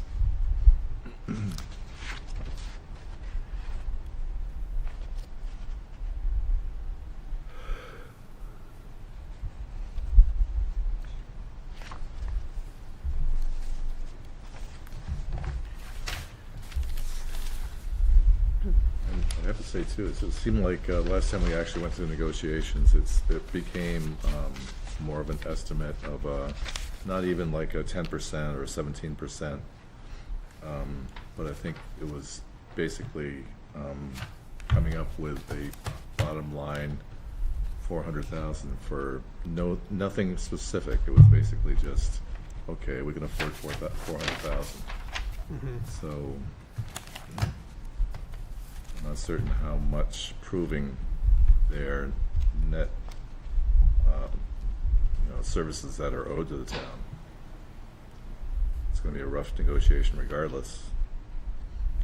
They probably already have a number. What's that? They probably already have a number. Yeah, They probably do. they probably do, so we should too. 866, They're holding 866, 44, 17%. Yeah. Good luck with that. I think we should come with a realistic number. All right, 10%. 509.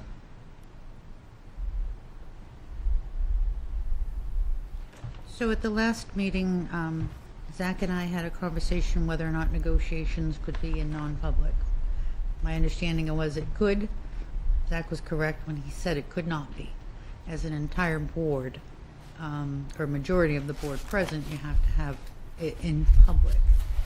I'm not quite sure how the negotiations are going to go in public, whether or not they've ever been done in public before. I think we had like a subcommittee.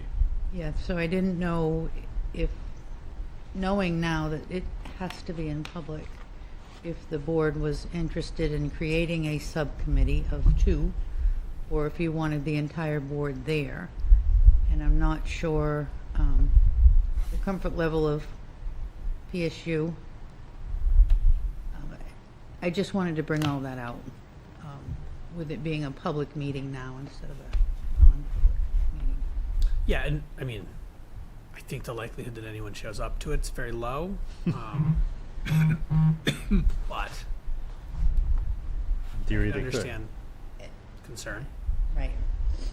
So I just didn't, I apologize, but Oh, you no, were no. correct. You were correct. No need to apologize. We were looking like hard. I said, I read that RSA like 6 times that day trying to figure out how to make it private, not The other option would be read it to as have the town Attorney. attorney present during the negotiations. Then it could be a private session or non-public meeting.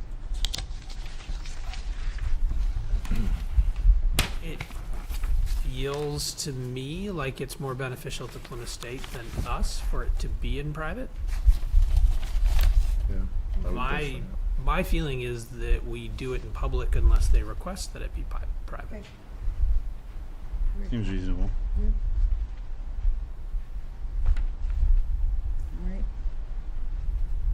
Which is scheduled for next Monday? The 23rd at Monday after next. 3 2 o'clock. Mondays from today. Yeah. It's Good. at 3 I'm out of town o'clock. next week. 3 o'clock. Right, it's early. Yes. Is it catered? I mean, if you bring a sandwich, we won't yell at you if you eat it. As long as you share it.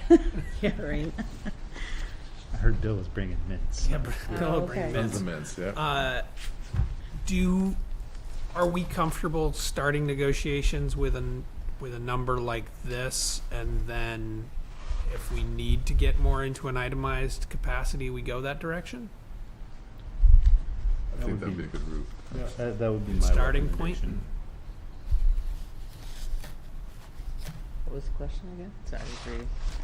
Should we attempt an itemization of that number, or should we start with a flat percentage style in terms of what we begin negotiation with? I mean, we've collected some data, so Right. we can go deeper if we need to. Start there. This feels simpler to everyone involved. Right. Pretty straightforward. Yeah, I was thinking maybe we just have, for our benefit, a one-pager that has all the salient details on it. Plan A is, this is the number.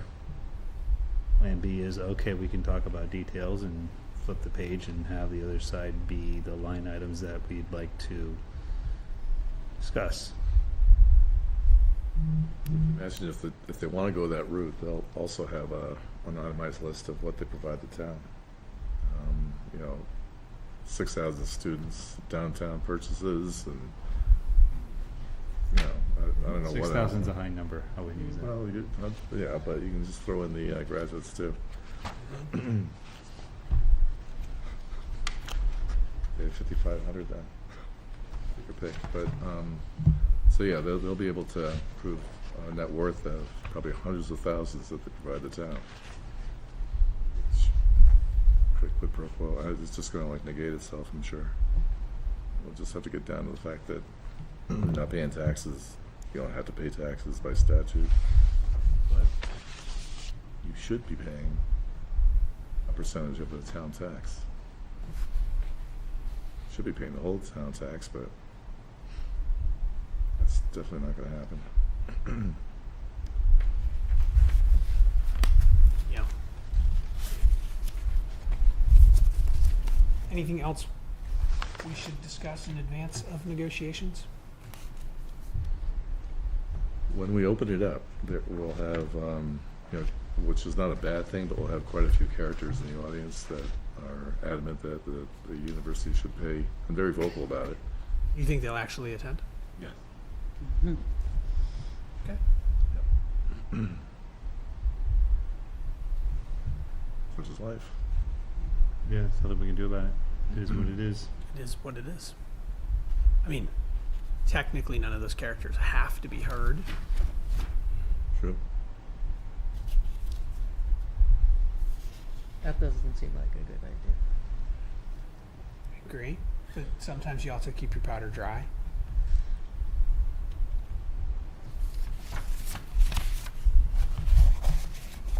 Yes, Scott. Just a quick question. Kathy had asked me last week to put a comparison together between Keene State College and University of New Hampshire. And I've done some research on that, and there's a lot of homework to be done with regards to the different types of agreements that each one of those communities has with the university system. They're very different. Very different with regards to a school agreement. That if there's anybody living in tax-exempt properties on campus, they send children to Plymouth Elementary School, Plymouth Regional High School. The university pays a fee to the town of Durham, which they then work in collaboration with Oyster River Regional School District in the collection of those funds. I believe there was at some point in the past an agreement that PSU would not have students who lived on campus with kids anymore. It doesn't necessarily have to be students, it could be RAs. And I think even they, I don't think they have any either. I'm pretty sure.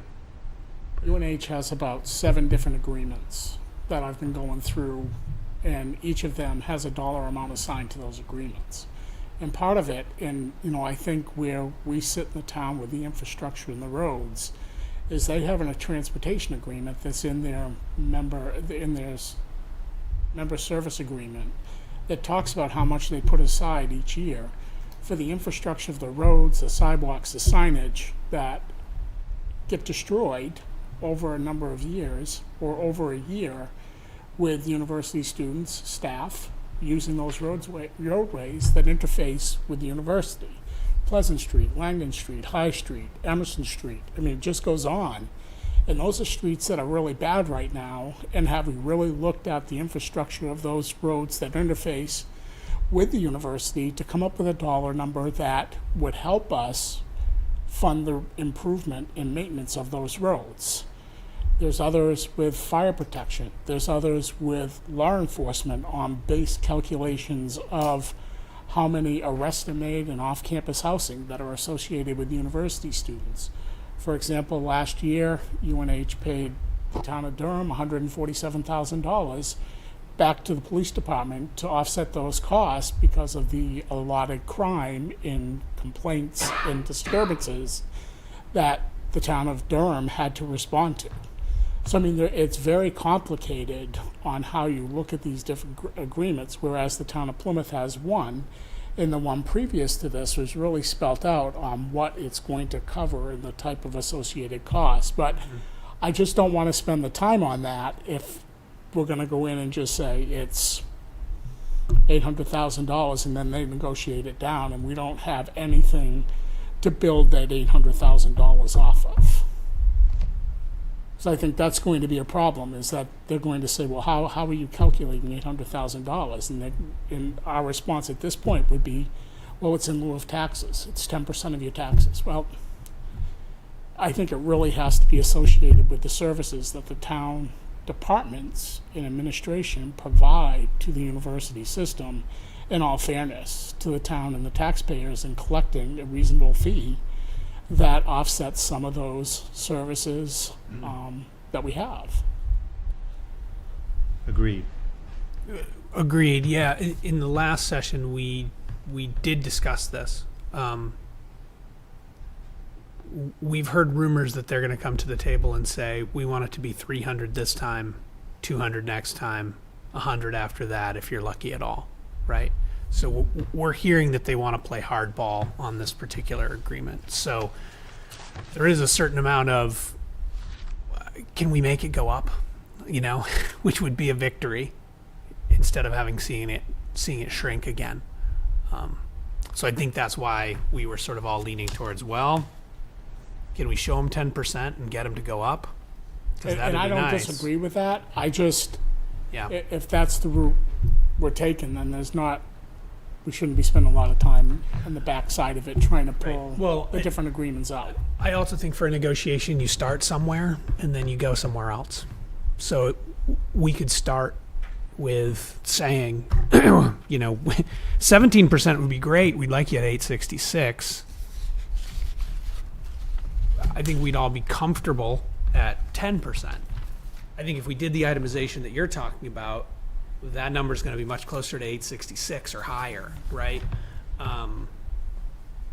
So I don't know if collectively we think it's valuable to have those extra bullets in our chamber to say and show them and lead them through the costs that we incur because of their presence here. I mean, it's homework that great. Departments are going to have to do, but if we want to be able And to right now, it's substantiate only costs. really Tom has done it. We've got a very good letter from Tom with real dollars that really outlay the impact financially on the police department. It looks like maybe we've got one from Alex as well at the back. Should be Is this the one? last page. Okay, so we've got one from Alex. Well, we don't have it from Highway, right? Which would be the other real big cost center. And then to research to see if the school does have any students that are attending. And Ted, you may be very right. I don't know the answer to that, but Pretty sure. it's worth turning over that rock as well. And just to have them bulleted that this is what it costs the town of Plymouth to provide services to the university students, whether on campus, off campus, and especially with the number of police officers that Plymouth State University has today. There's a lot of extra burden that's put on town services. And just having those bullet points, pointed out that these are the associated costs. These are factual costs on what it takes to do this. Just a thought. And I like the idea of itemization because it's not, we say 10%, it's just kind of arbitrary.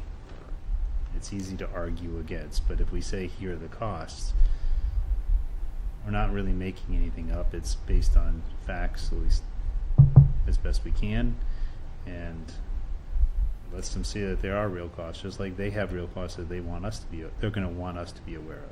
We just know that when it was itemized at real cost, it was up around 700 plus. That was 10 years ago, 5 years ago? I don't know how long it was.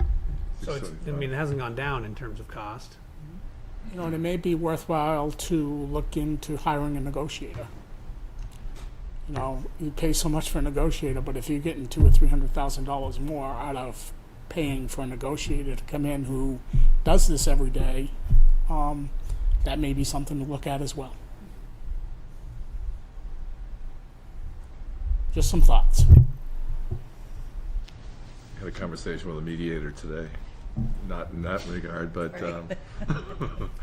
but yeah, that's a good point. Just some thoughts.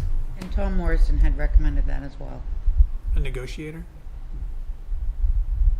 Thank you. Thanks, Scott. Yep, thanks. So the question is it too late to get a negotiator at the Like 2 weeks. 2 weeks' notice? No, I wouldn't think so. I always have a meeting next week. Thanks, Next week? Oh. Those fans.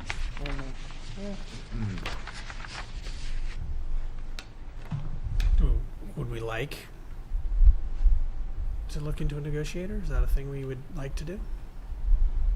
Scott, you've done negotiations. Good idea. Hire you? Could we add a couple hours? I mean, I know a couple who I've worked with in the past with regards to doing work at property liability trust and health trust that have negotiated contracts on behalf of towns, and they are attorneys, but they are negotiators, and that's what their basic principal service is negotiation. So I'd be willing to give you some names of people to reach out to and have a conversation with if they feel it's a worthwhile. And I know a couple of them have negotiated with the university, so. Oh, not only that, they're totally objective. And if you provide them the data, that's what they're gonna fight for. I was gonna say, if we pay them, they better not be objective. You don't want them to, have, like relationships in the community, Yes. PSU pretty much goes through a negotiator as well. Well, basically, they can say, no, we're not going to give you anything. That's not really a negotiation, but we don't negotiate with either Don or Marlon. It's their person that's upfront negotiations. So I'm still waiting for some information from Todd Selig in Durham with regards to the total amount collected in 21 and 22, because it's hard to decipher out of the agreements I have, but out of transparency, they're willing to share that. So I'm just waiting for their finance department to put that Do you together have and anything send it. from Keene? Because Keene is a little more comparable. And I should have that in the next couple of days as well.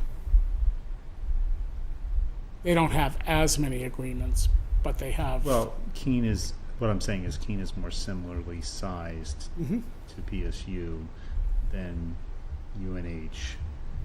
Basically, in Durham, UNH is the town.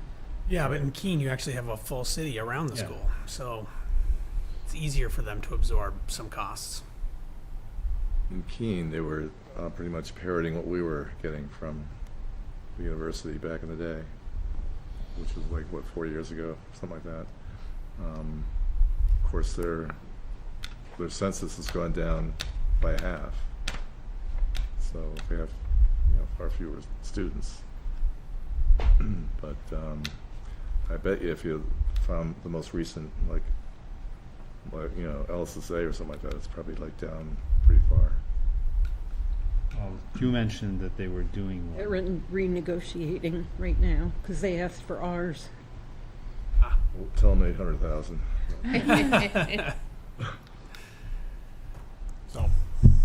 So what do you think about trying to get a year's extension so you have time to get a negotiator? And I would sense that they won't go for that, for the fact that it would be easier to knock it down 100,000. Why would they want to put up another? I would say let's reach out to some of Scott's contacts right away and see how quickly that can come together. And if it doesn't, we'll negotiate it ourselves. And if it does, well, we'll have somebody Do in a our 1 year corner. negotiation. Or we'll do a 1 or 2. Or I'll get you some information tomorrow. Thank you.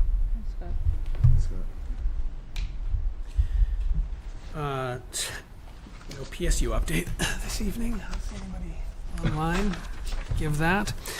On to committee reports.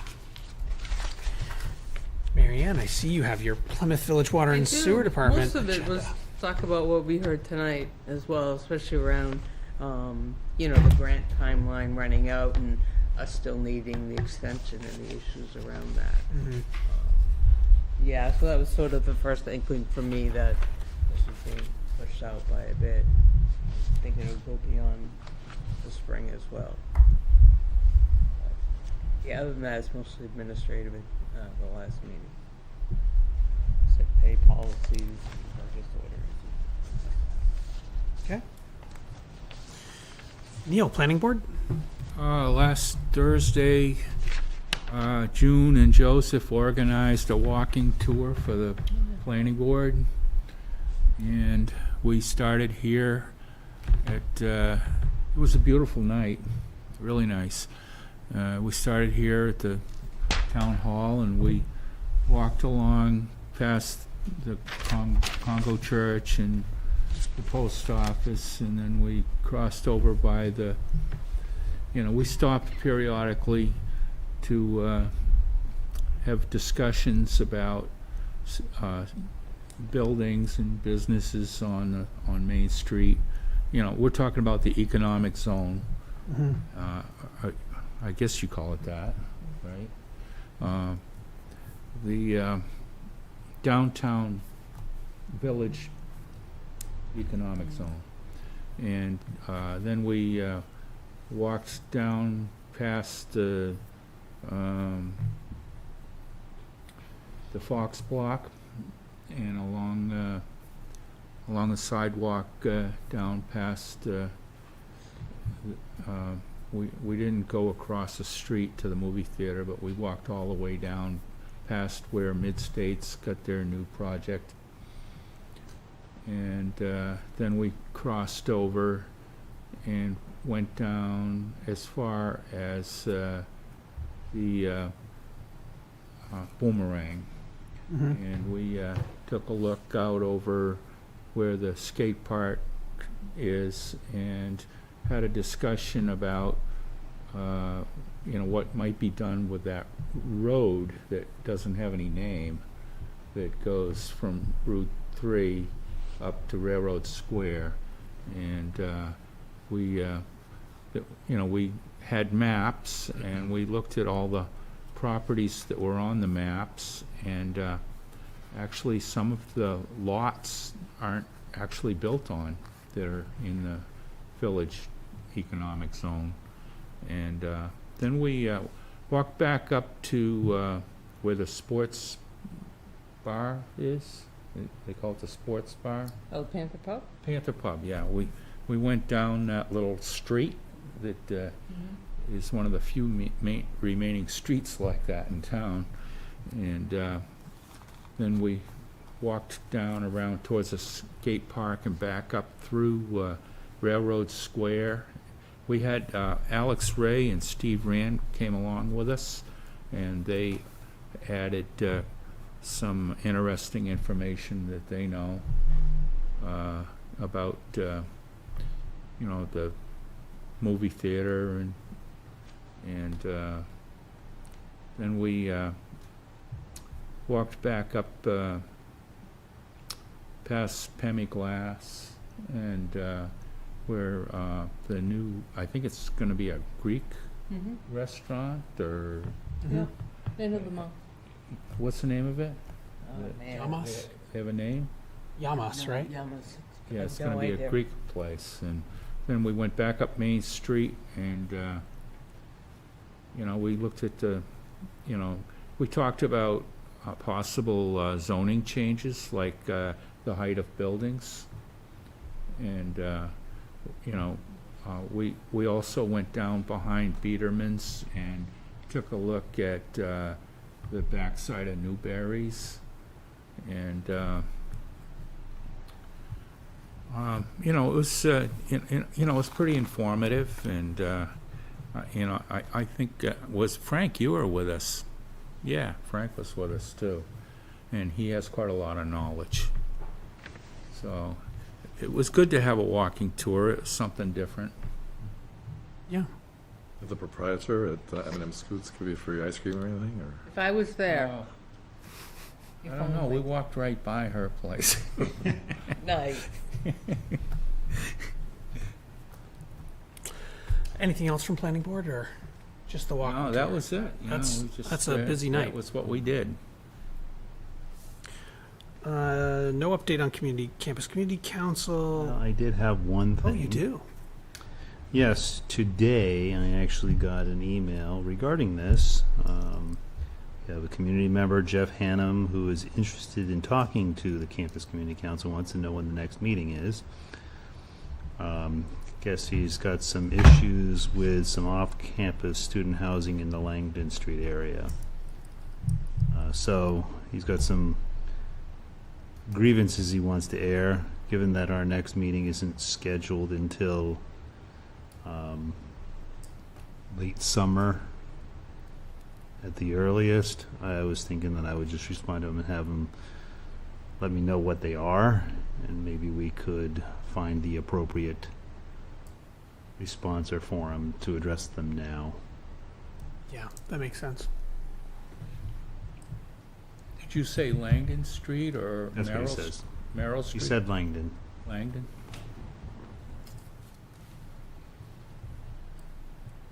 Langdon. Okay. I was unable to attend the elementary school board meeting. Ted, did you go to the high school one? I did not. I think that last I heard that their next one is later this month. Okay, it might be. I know the elementary schools was last week, and I was not able to get over there. So back to Neil with Conservation Commission. We're going to meet next week on the 17th. Okay. And Capital Improvement Advisory Budget Committee.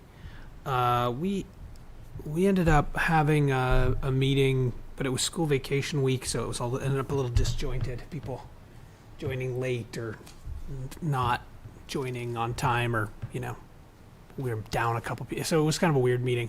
But we did talk with Tom, the fire chief, and he was happy with the direction we were going in terms of the way the spreadsheet worked and the way we were approaching that aspect of planning. And do you remember anything else critical from that meeting?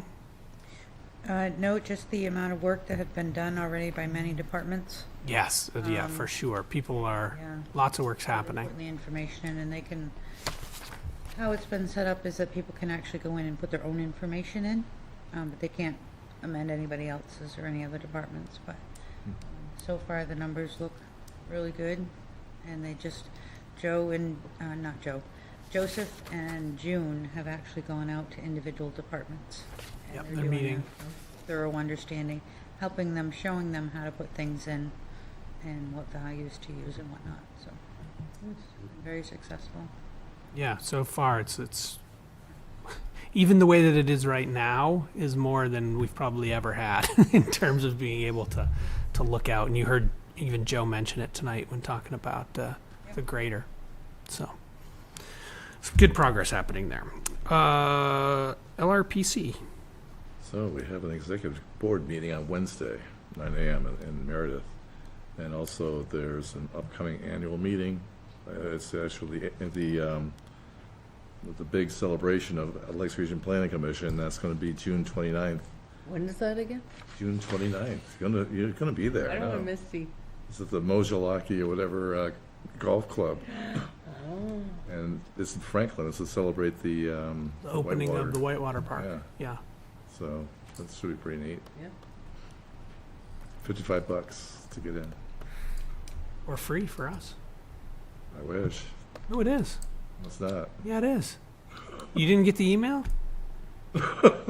No. Okay. It's not free for him, it's free for you.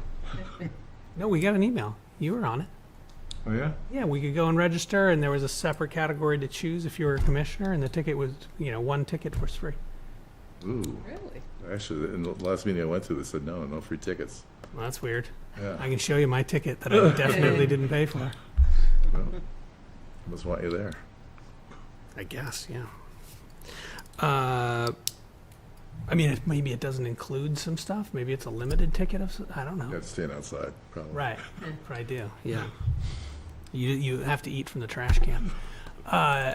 Ted. Parks and Rec, Parks and Rec. nothing. They haven't met, or? No, haven't met. They're not going to meet until later this summer. Okay. Later summer. Parking. We haven't met for a while. But we have fancy new meters. We do. Economic Development, also not meeting currently. And Energy Commission. We have, actually, the commission next meets on this Thursday. And we met with Grace regarding the RFP that went out. And We get any good responses to that? well, the RFP drop dead date is May 15th. Oh, okay. So it's not done yet. And that's a Sunday, but I think they'll allow until Monday. But yeah, we're consulting with her on how best to, I guess, or what issues that might transpire today. So with the contract itself, but Okay. Is that what you were dealing with mediation on? yeah, mediating. Okay. She wins. She's a good mediator. Advisory Budget Committee? I know that they were planning to meet with a couple of departments, but I don't have any more details than that. They didn't get to meet with Highway yet. They only got to meet with Jim from Recycling. And he took them around and he showed them everything. And it was a good meeting. On that topic, the Recycling Center has invited the board to come get a tour of their facility at some point individually. They don't want all 5 of us at once, but Jesse would like us to see his operations if someone wants to schedule that with him at some point. Village Water Sewer Town Infrastructure Committee, Neil. We covered that. I think we spent a good amount of time on that this evening. Thoroughly covered. Can I throw something out there from a previous meeting? Yes. We asked about getting some signage for out front here someplace. I was wondering if we had any. Yes. I actually contacted PSU to see where they got the one that they've got down on the corner there, because I thought that would be good, because Well, that style is perfect in my Yeah. opinion. you can go and change it out. You don't have to. But I didn't get any response yet, so maybe I wrote to the wrong person. Do you have any contacts over there yourself? I don't think anybody who is there now Was there then. was there then. And I did try looking online, and I just couldn't find anything comparable. So, Superintendent Kyla Welch's husband makes signs. I don't know what kind of signs he makes, but I know that he's in that business. So that might be a useful contact. There's also other sign companies too. Does he have a name for his business? I'm sure he does have a name for it. Kyla Welch's husband. Yeah, Kyla Welch, but obviously you have contact for her. I'm sure she could put you in touch as Yep. at least a lead. I'll write to her and ask her. That's it. I just wanted to make sure it didn't drop off the radar. No. Good one. Any other things like that that are floating around? Street.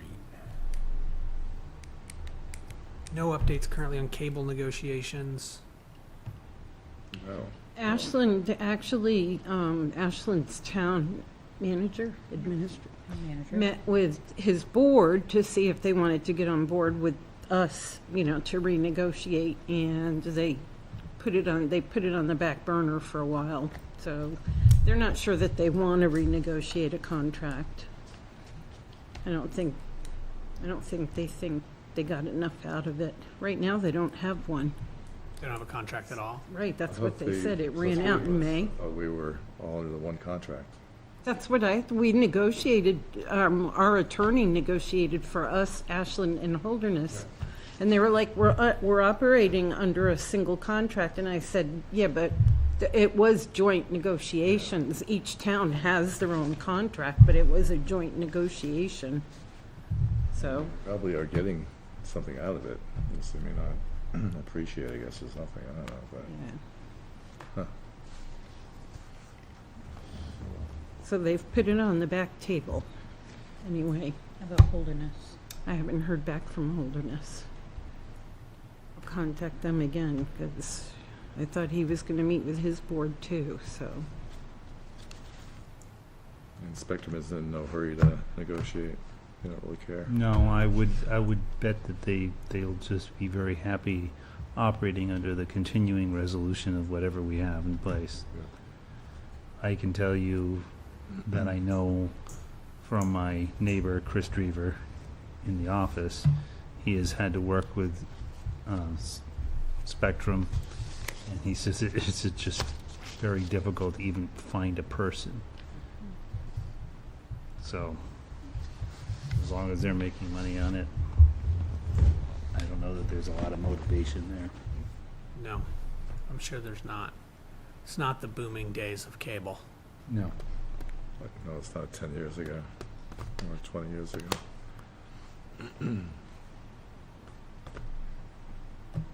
That's it. Public comments? I have two subjects. One, I think earlier last week I had made copies of the Green Street plan, make sure all the selectmen had a copy.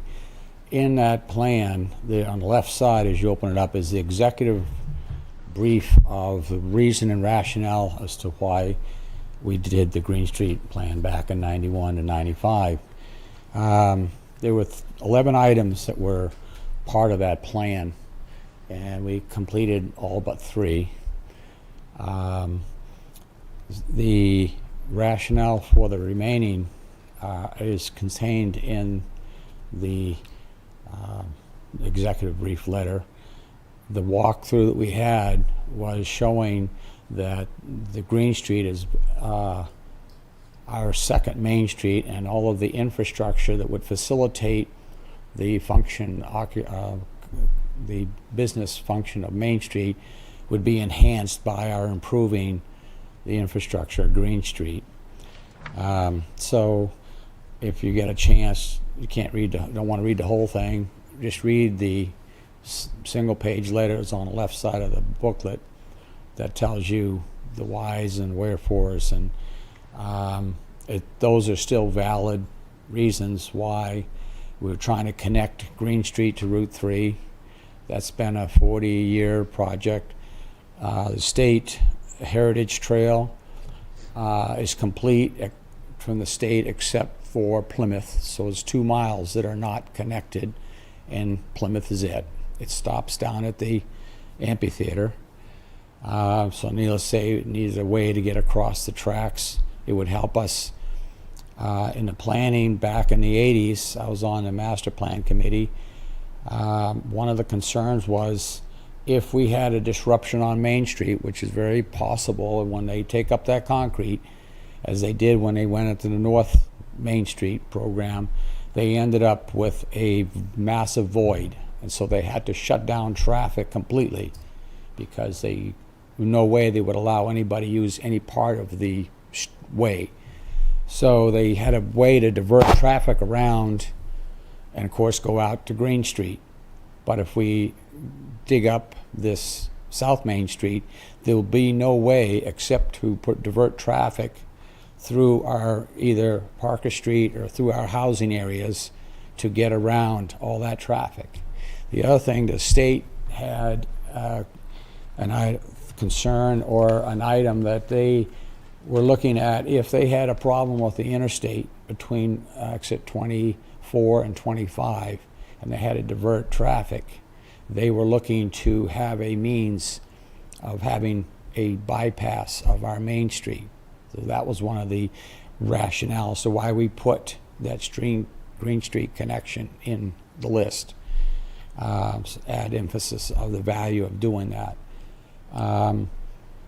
The other things on this donation thing, I'm doing a research and cleaning up the Plymouth substation, which contains various historic things that we're trying to do, ecotourism, which is one of our projects.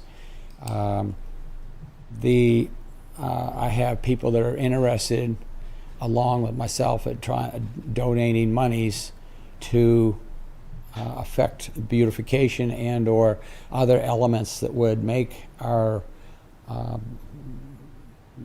Green Street area, tourism-wise, look better, work better, provide any of those small items that people would be looking for.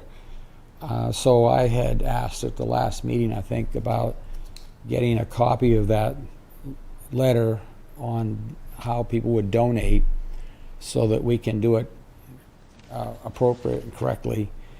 And part of my plan, of course, is clean up, fix up, paint it, make that area look beautiful.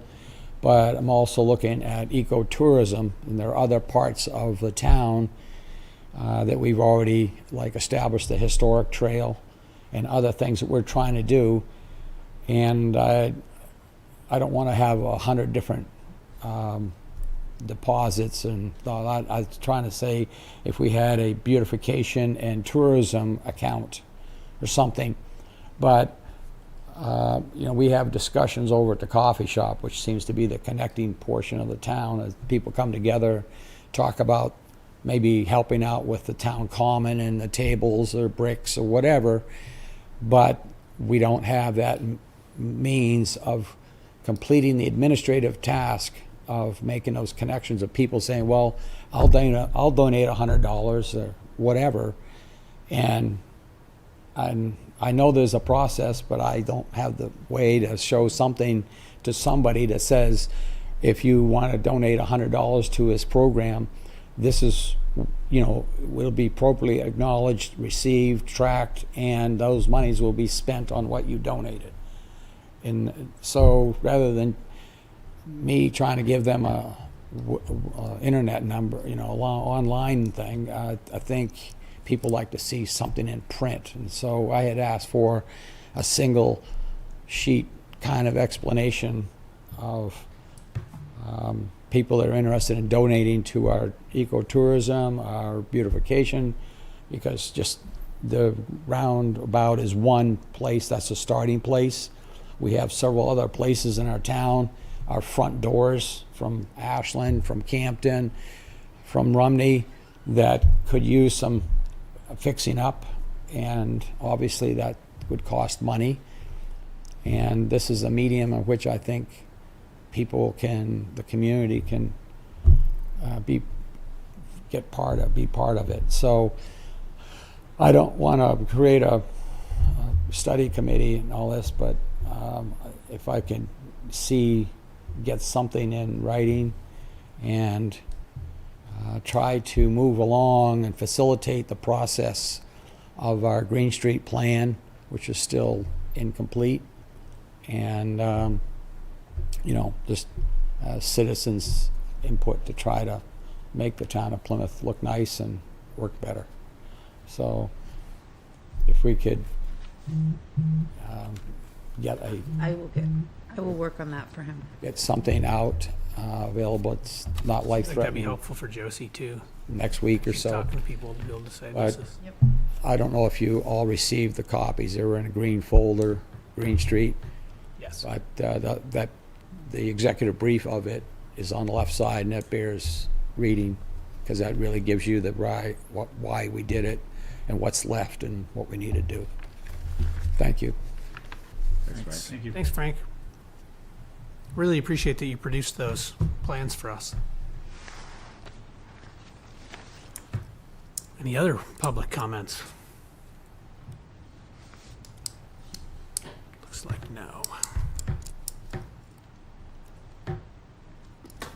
Crap.